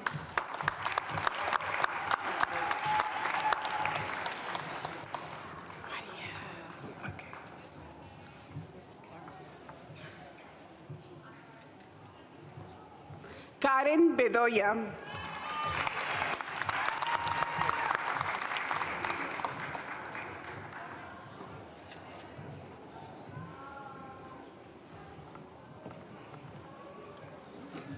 Jocelyn Castillo.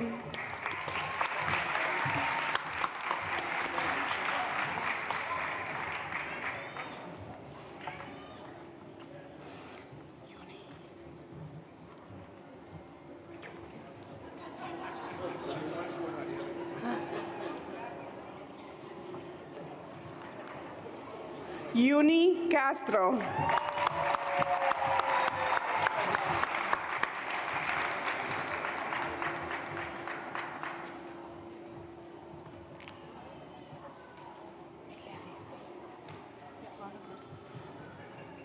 Ana Crespo, receiving a bilingual early childhood education certificate.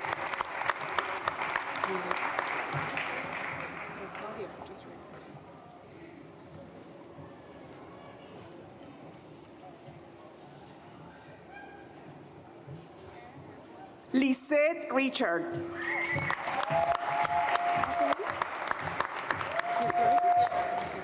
Okay.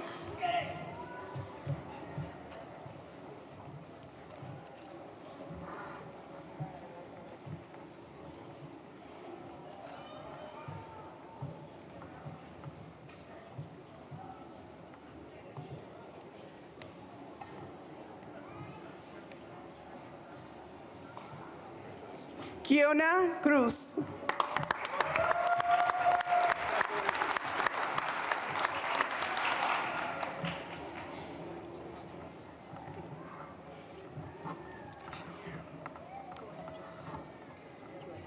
Betsaida Dones Nieves.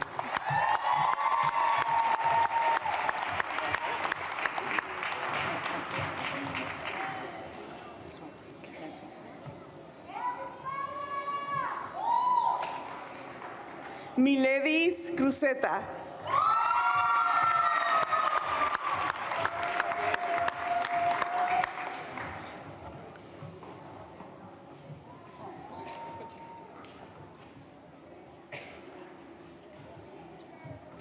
Carmen Hidalgo de Rosa.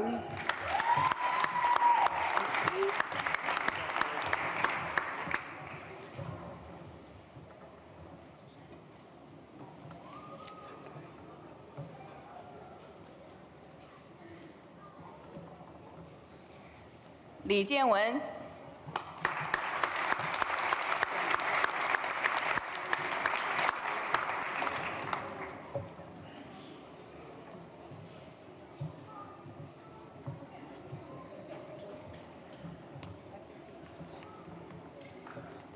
Sandra Marroquín.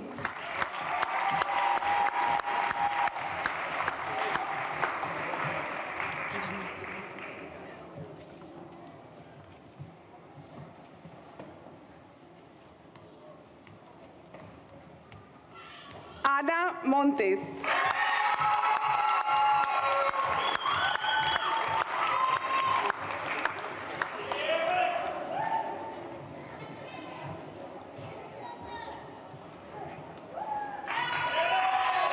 Ruth Mora.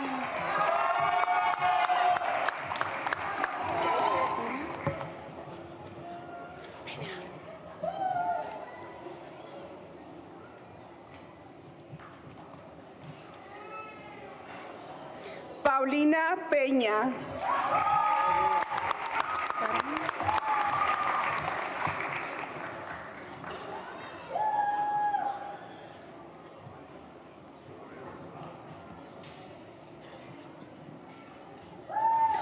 Aurora Pérez.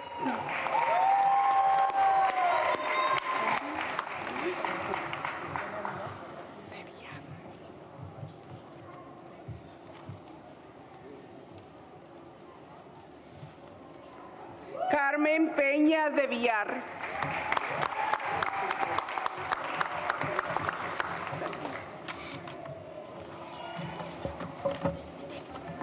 Which is it? Lisette.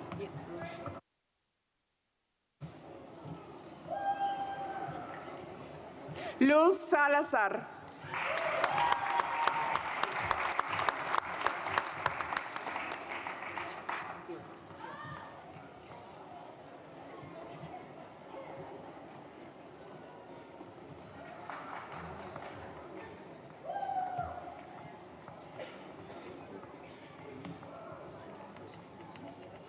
Rachel Sanchez.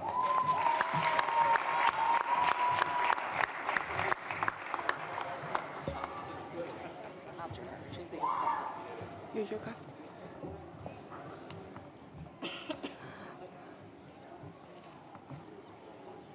Yocasta Santana Matos.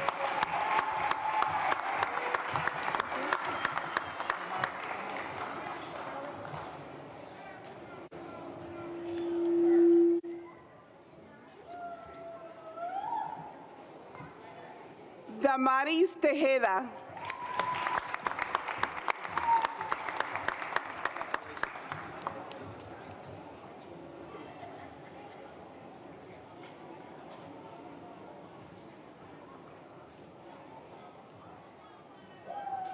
Aniris Torres.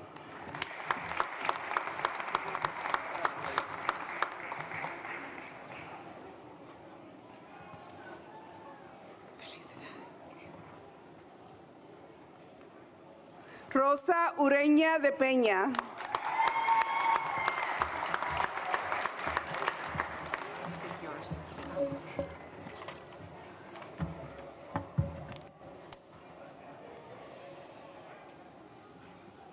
Wang Wanjing, and she is receiving a bilingual early childhood certificate.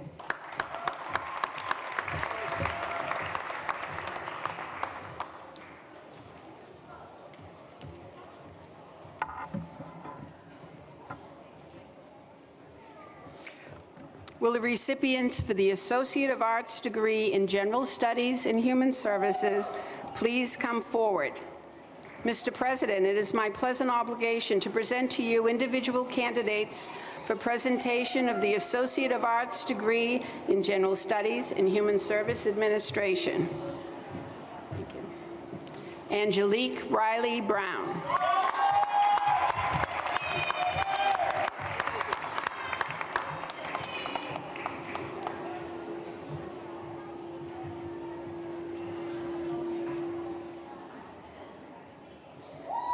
Sherelle Frankie Latrice Bino.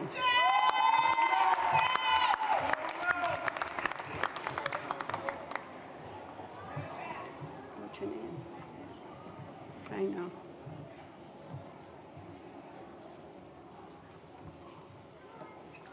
Lena Di Sabatino.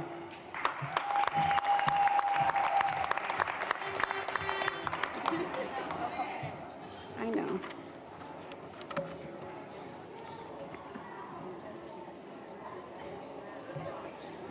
Elsa Fernandez, who is also receiving a certificate in case management.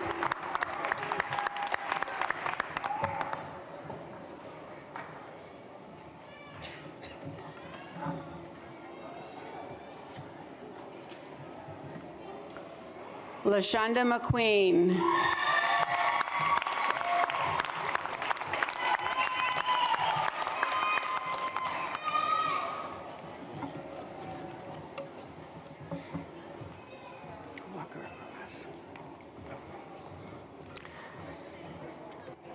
We've been joined by our faculty member, Miguel de los Santos, a UCB graduate and master's degree recipient from Wentworth, to present this degree to his mother, Jacqueline Pena, who is also receiving a certificate in early childhood education.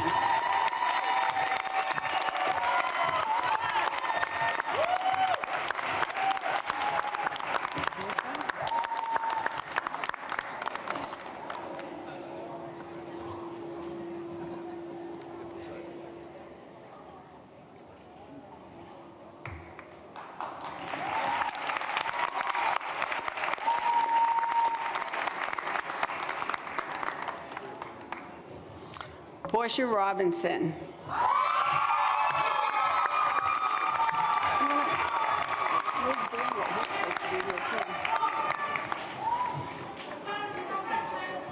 I know. It's all right.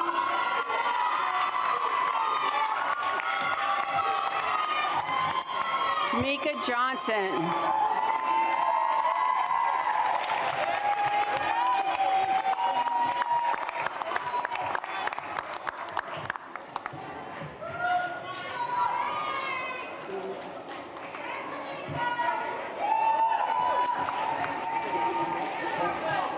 Tamika Suggs.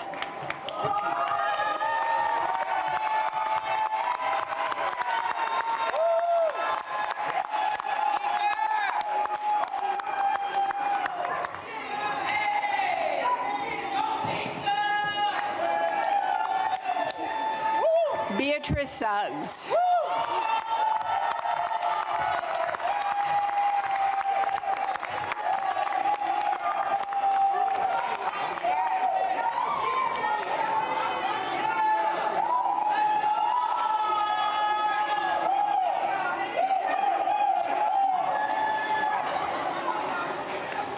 Daniel Dubinsky.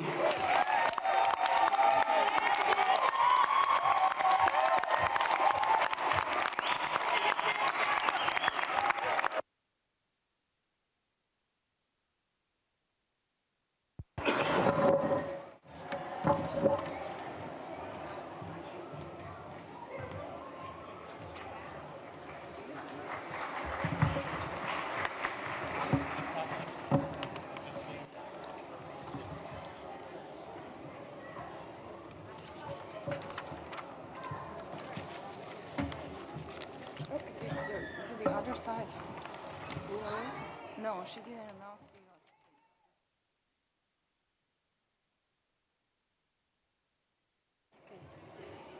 Liceria Pimentel. Thank you.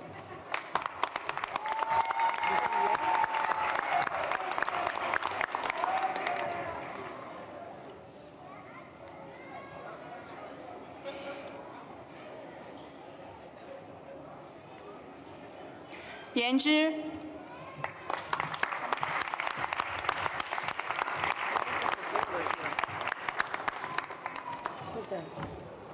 Should we read this? Or is do we need to read? Do we read this? I guess we'll just go with names. Jose Alicia. Okay. Jose Alicea.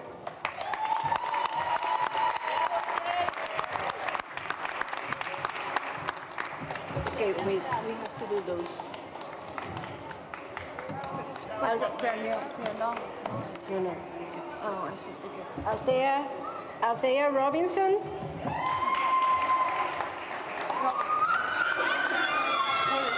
Who's up here?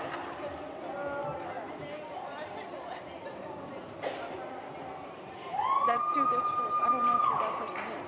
They're not this. See the three people over there, bring them in. Yeah. Michelle Slater.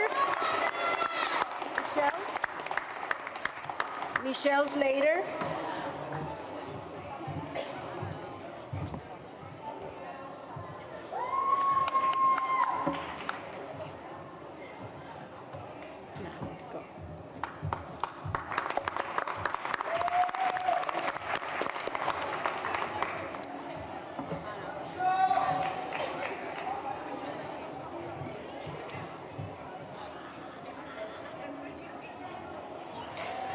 Janice Torres.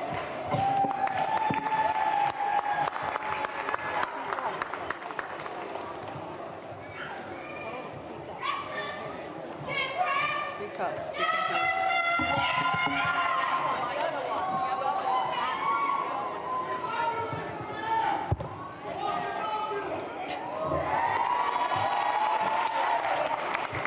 Chris Lane Francois.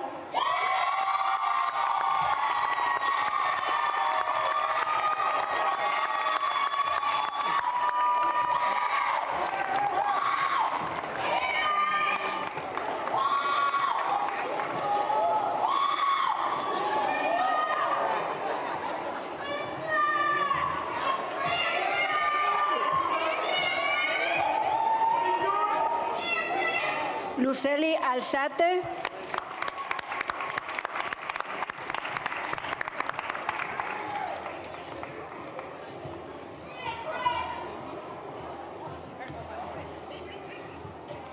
Sarvia Anaya.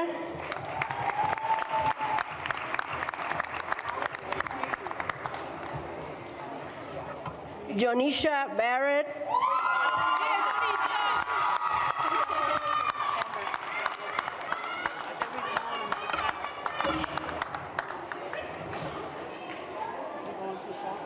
We're good. No, we're good.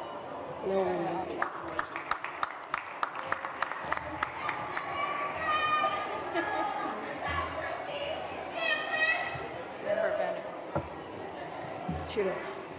Amber Bennett, also receiving a certificate in early childhood education. Let's go with people in classes. Okay.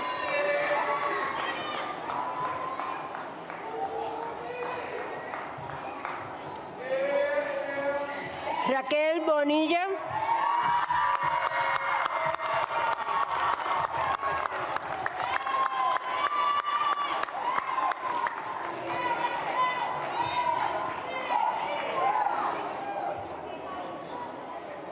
Mabel Burgos.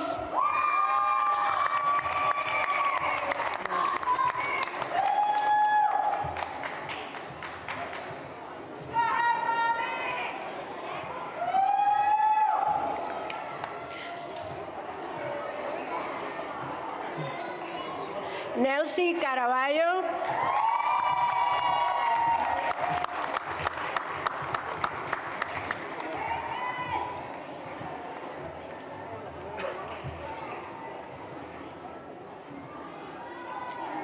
Caitlin Carmenati.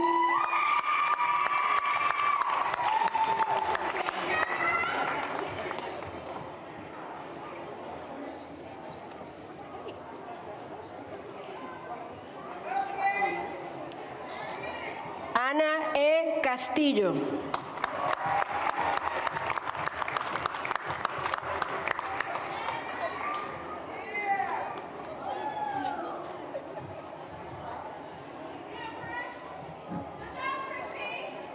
Jenny Castillo.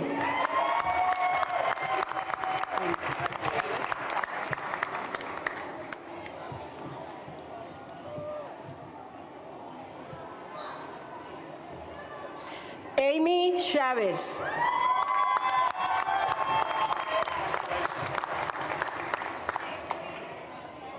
You do the names, I'll get them in mind. Chen Hua.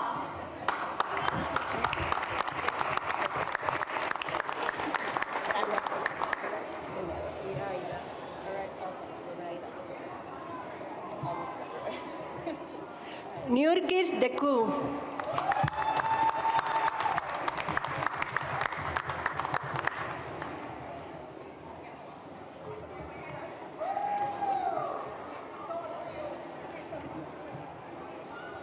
Iraida Dominici.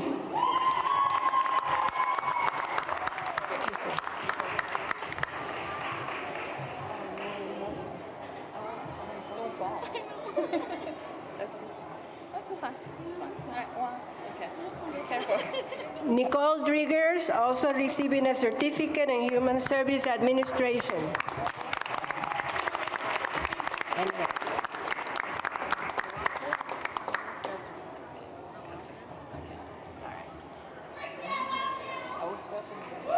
Ana Garcia, also receiving a certificate in early childhood education.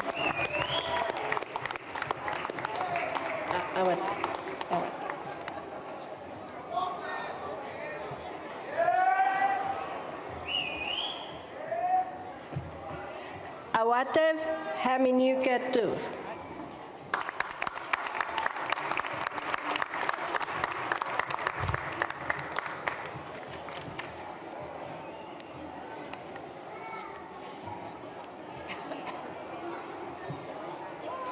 Huang Qing.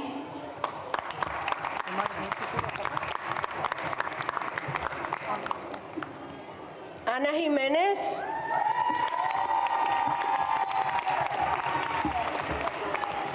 Also receiving a certificate in early childhood education.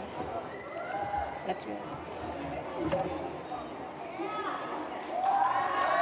Liu Chunye. She's also receiving certificates in early childhood education and general studies.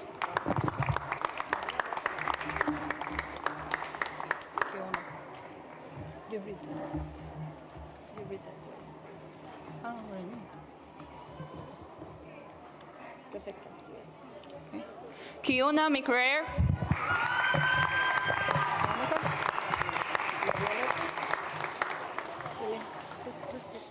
Monica, you can. Oh. I'll do it.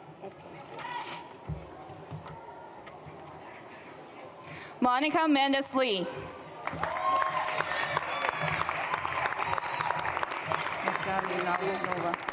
Go ahead. They are out of order. Sure. Okay. Where are they? Over there. Okay. All right. Magdani Nova.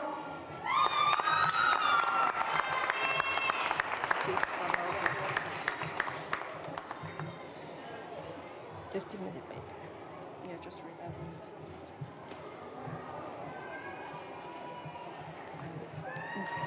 Barbara Ortiz.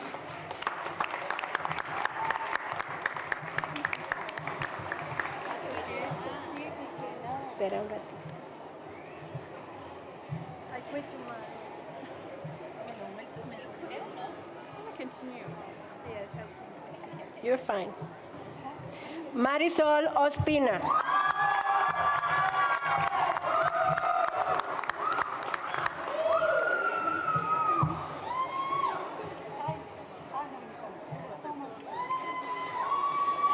Rose Palma.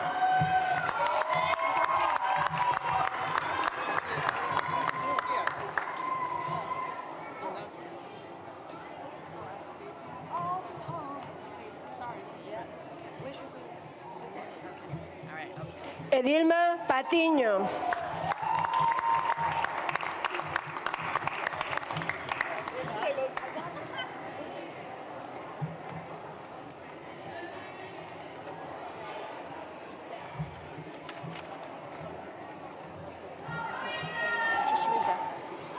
Piedad Cristina Agudelo. Also receiving an early childhood education certificate.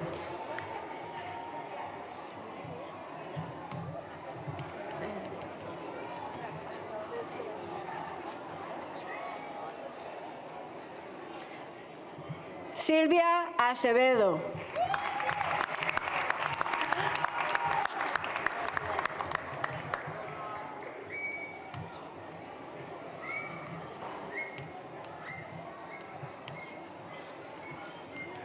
Irma A. Pérez.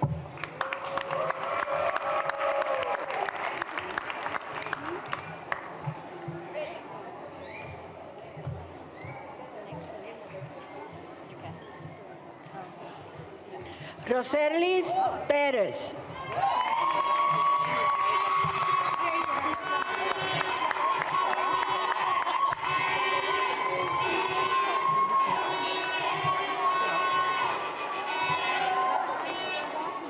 Sara Ramírez.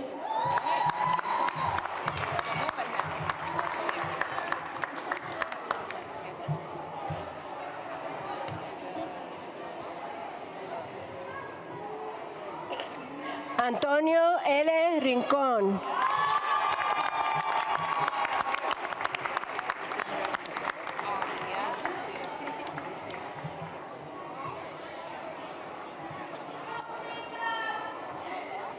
Cassandra Marie Ríos Córdoba.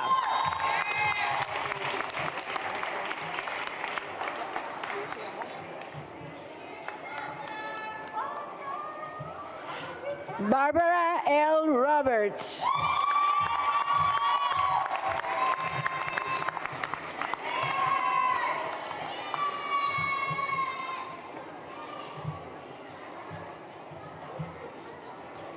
Rudy Rodriguez Roman, also receiving a certificate in early childhood education.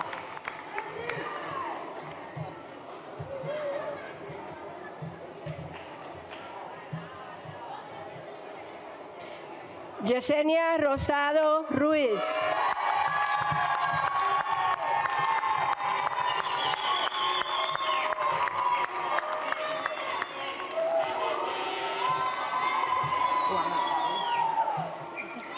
Doris L. Rosas.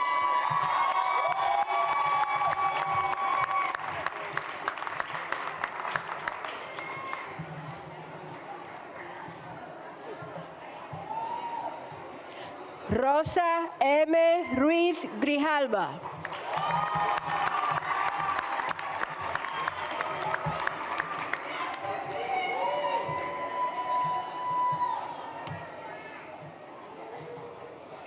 Jesula San Luis.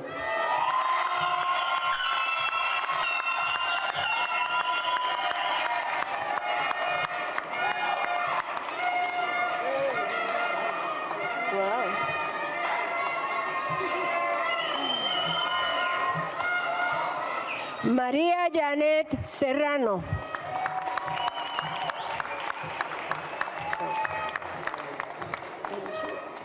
Eddie, congratulations.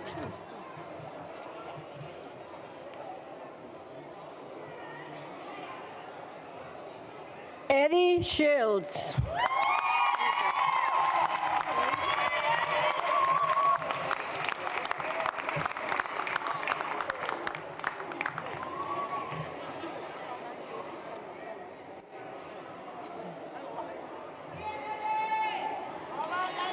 Patricia Silva, also receiving a certificate in early childhood education. You're in order, just keep going until I said no. just give me. Go. It's bigger? Where? This one? This one. They're in order. Okay. Marukel Sinclair. That one?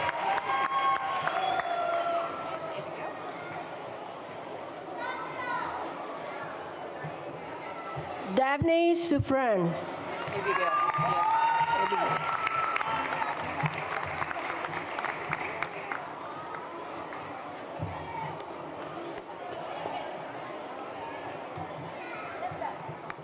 Abigail Sprott.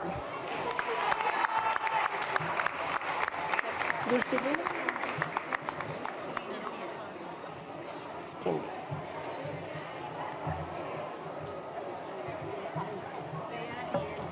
Skindy Suffering.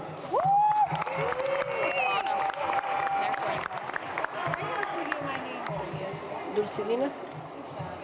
This one. I don't know.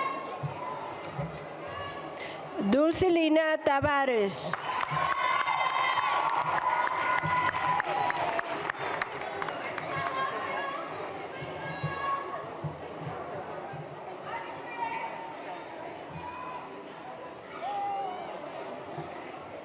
Johanna M. Tejeda.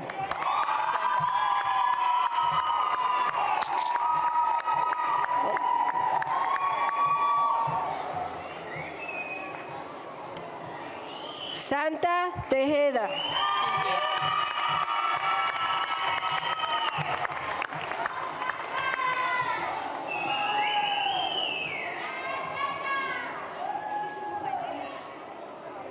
Cynthia Torres.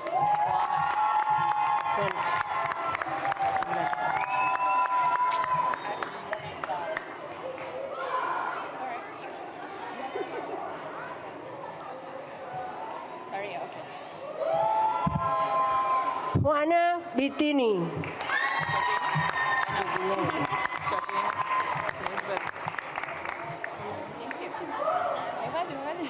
Congratulations. Elizabeth, yes. Georgina Williams.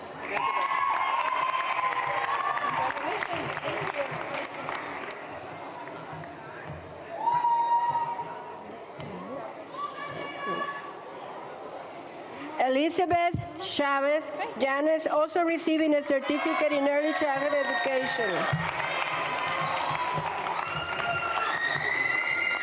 I'll do the last four, they're no more. They were out of order.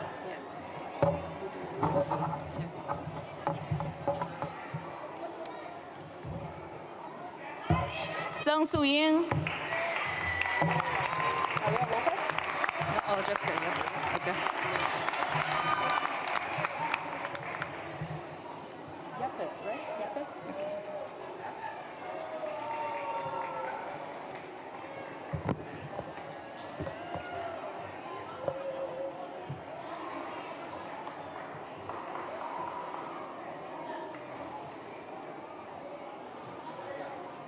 Jessica Yapes. Maria Lopez? Okay.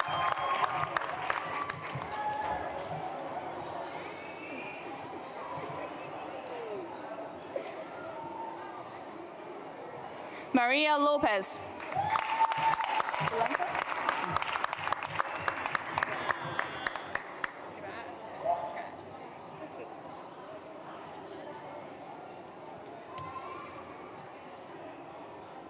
Blanca Martinez. Christine? All right.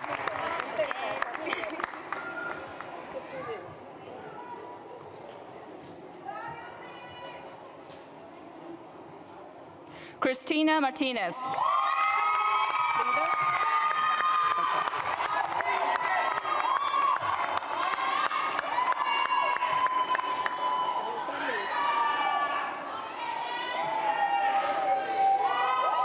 Leida Matos. Congratulations, everyone.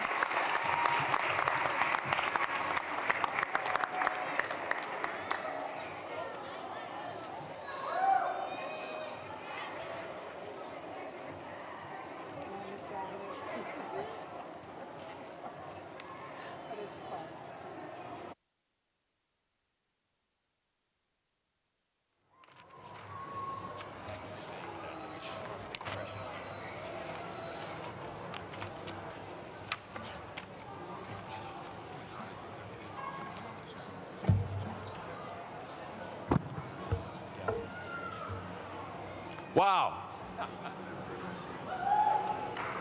To you.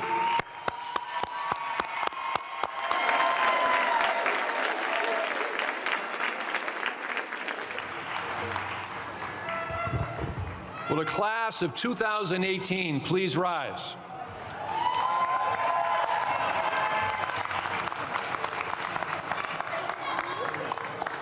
To signify the certificates and diplomas you have just been awarded, please move your tassel from the right to the left at this time.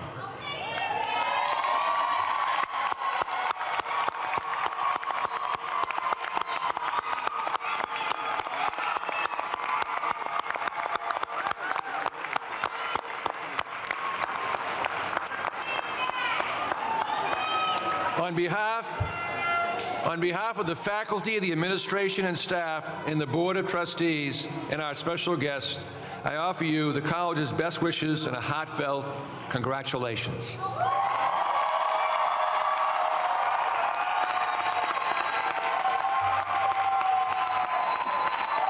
Please remain standing because we have Pastor Aponte will be giving the benediction.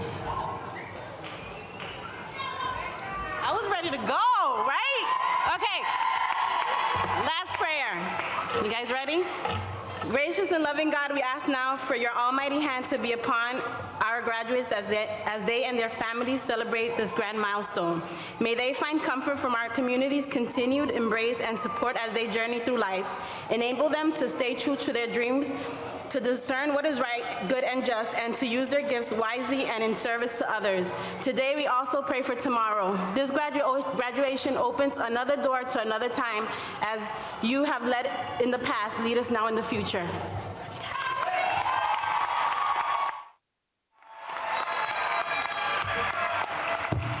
Thank you, Rebecca. And by the way, Rebecca's a graduate of Urban College and Springfield College as well. You can sit down now.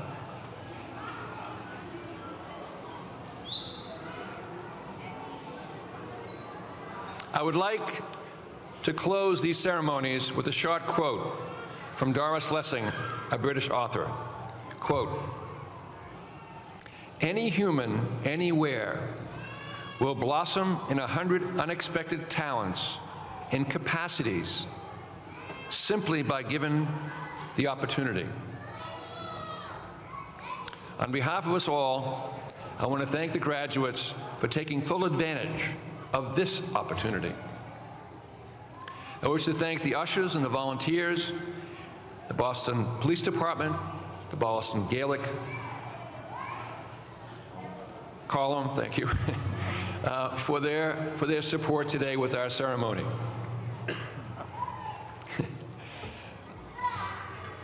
Will the audience please remain in your seats until after the Board of Trustees, the honored guests, and faculty and graduates on the stage here exit. This is very important. As you leave the theater today, that you keep moving, because as you all know, it's a very small lobby. And you must turn right when you come out of the doors of this theater towards Stewart Street. As you exit, because of the construction that's going on around us. I also want to remind the graduates to take photos under the orange barrel sign congratulating the Urban College class of 2018 at the W Hotel right near the corner of Stewart Street and Tremont Streets.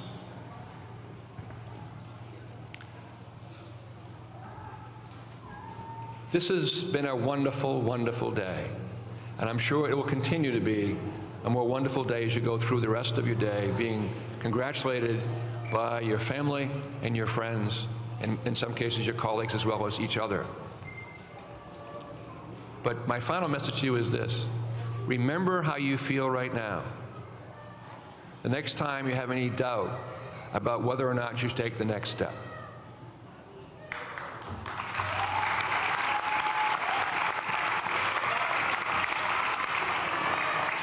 Marshal Daniels, the ceremonies are concluded. Will all stage members march off the stage and out the auditorium, followed by the graduates. Thank you very, very much.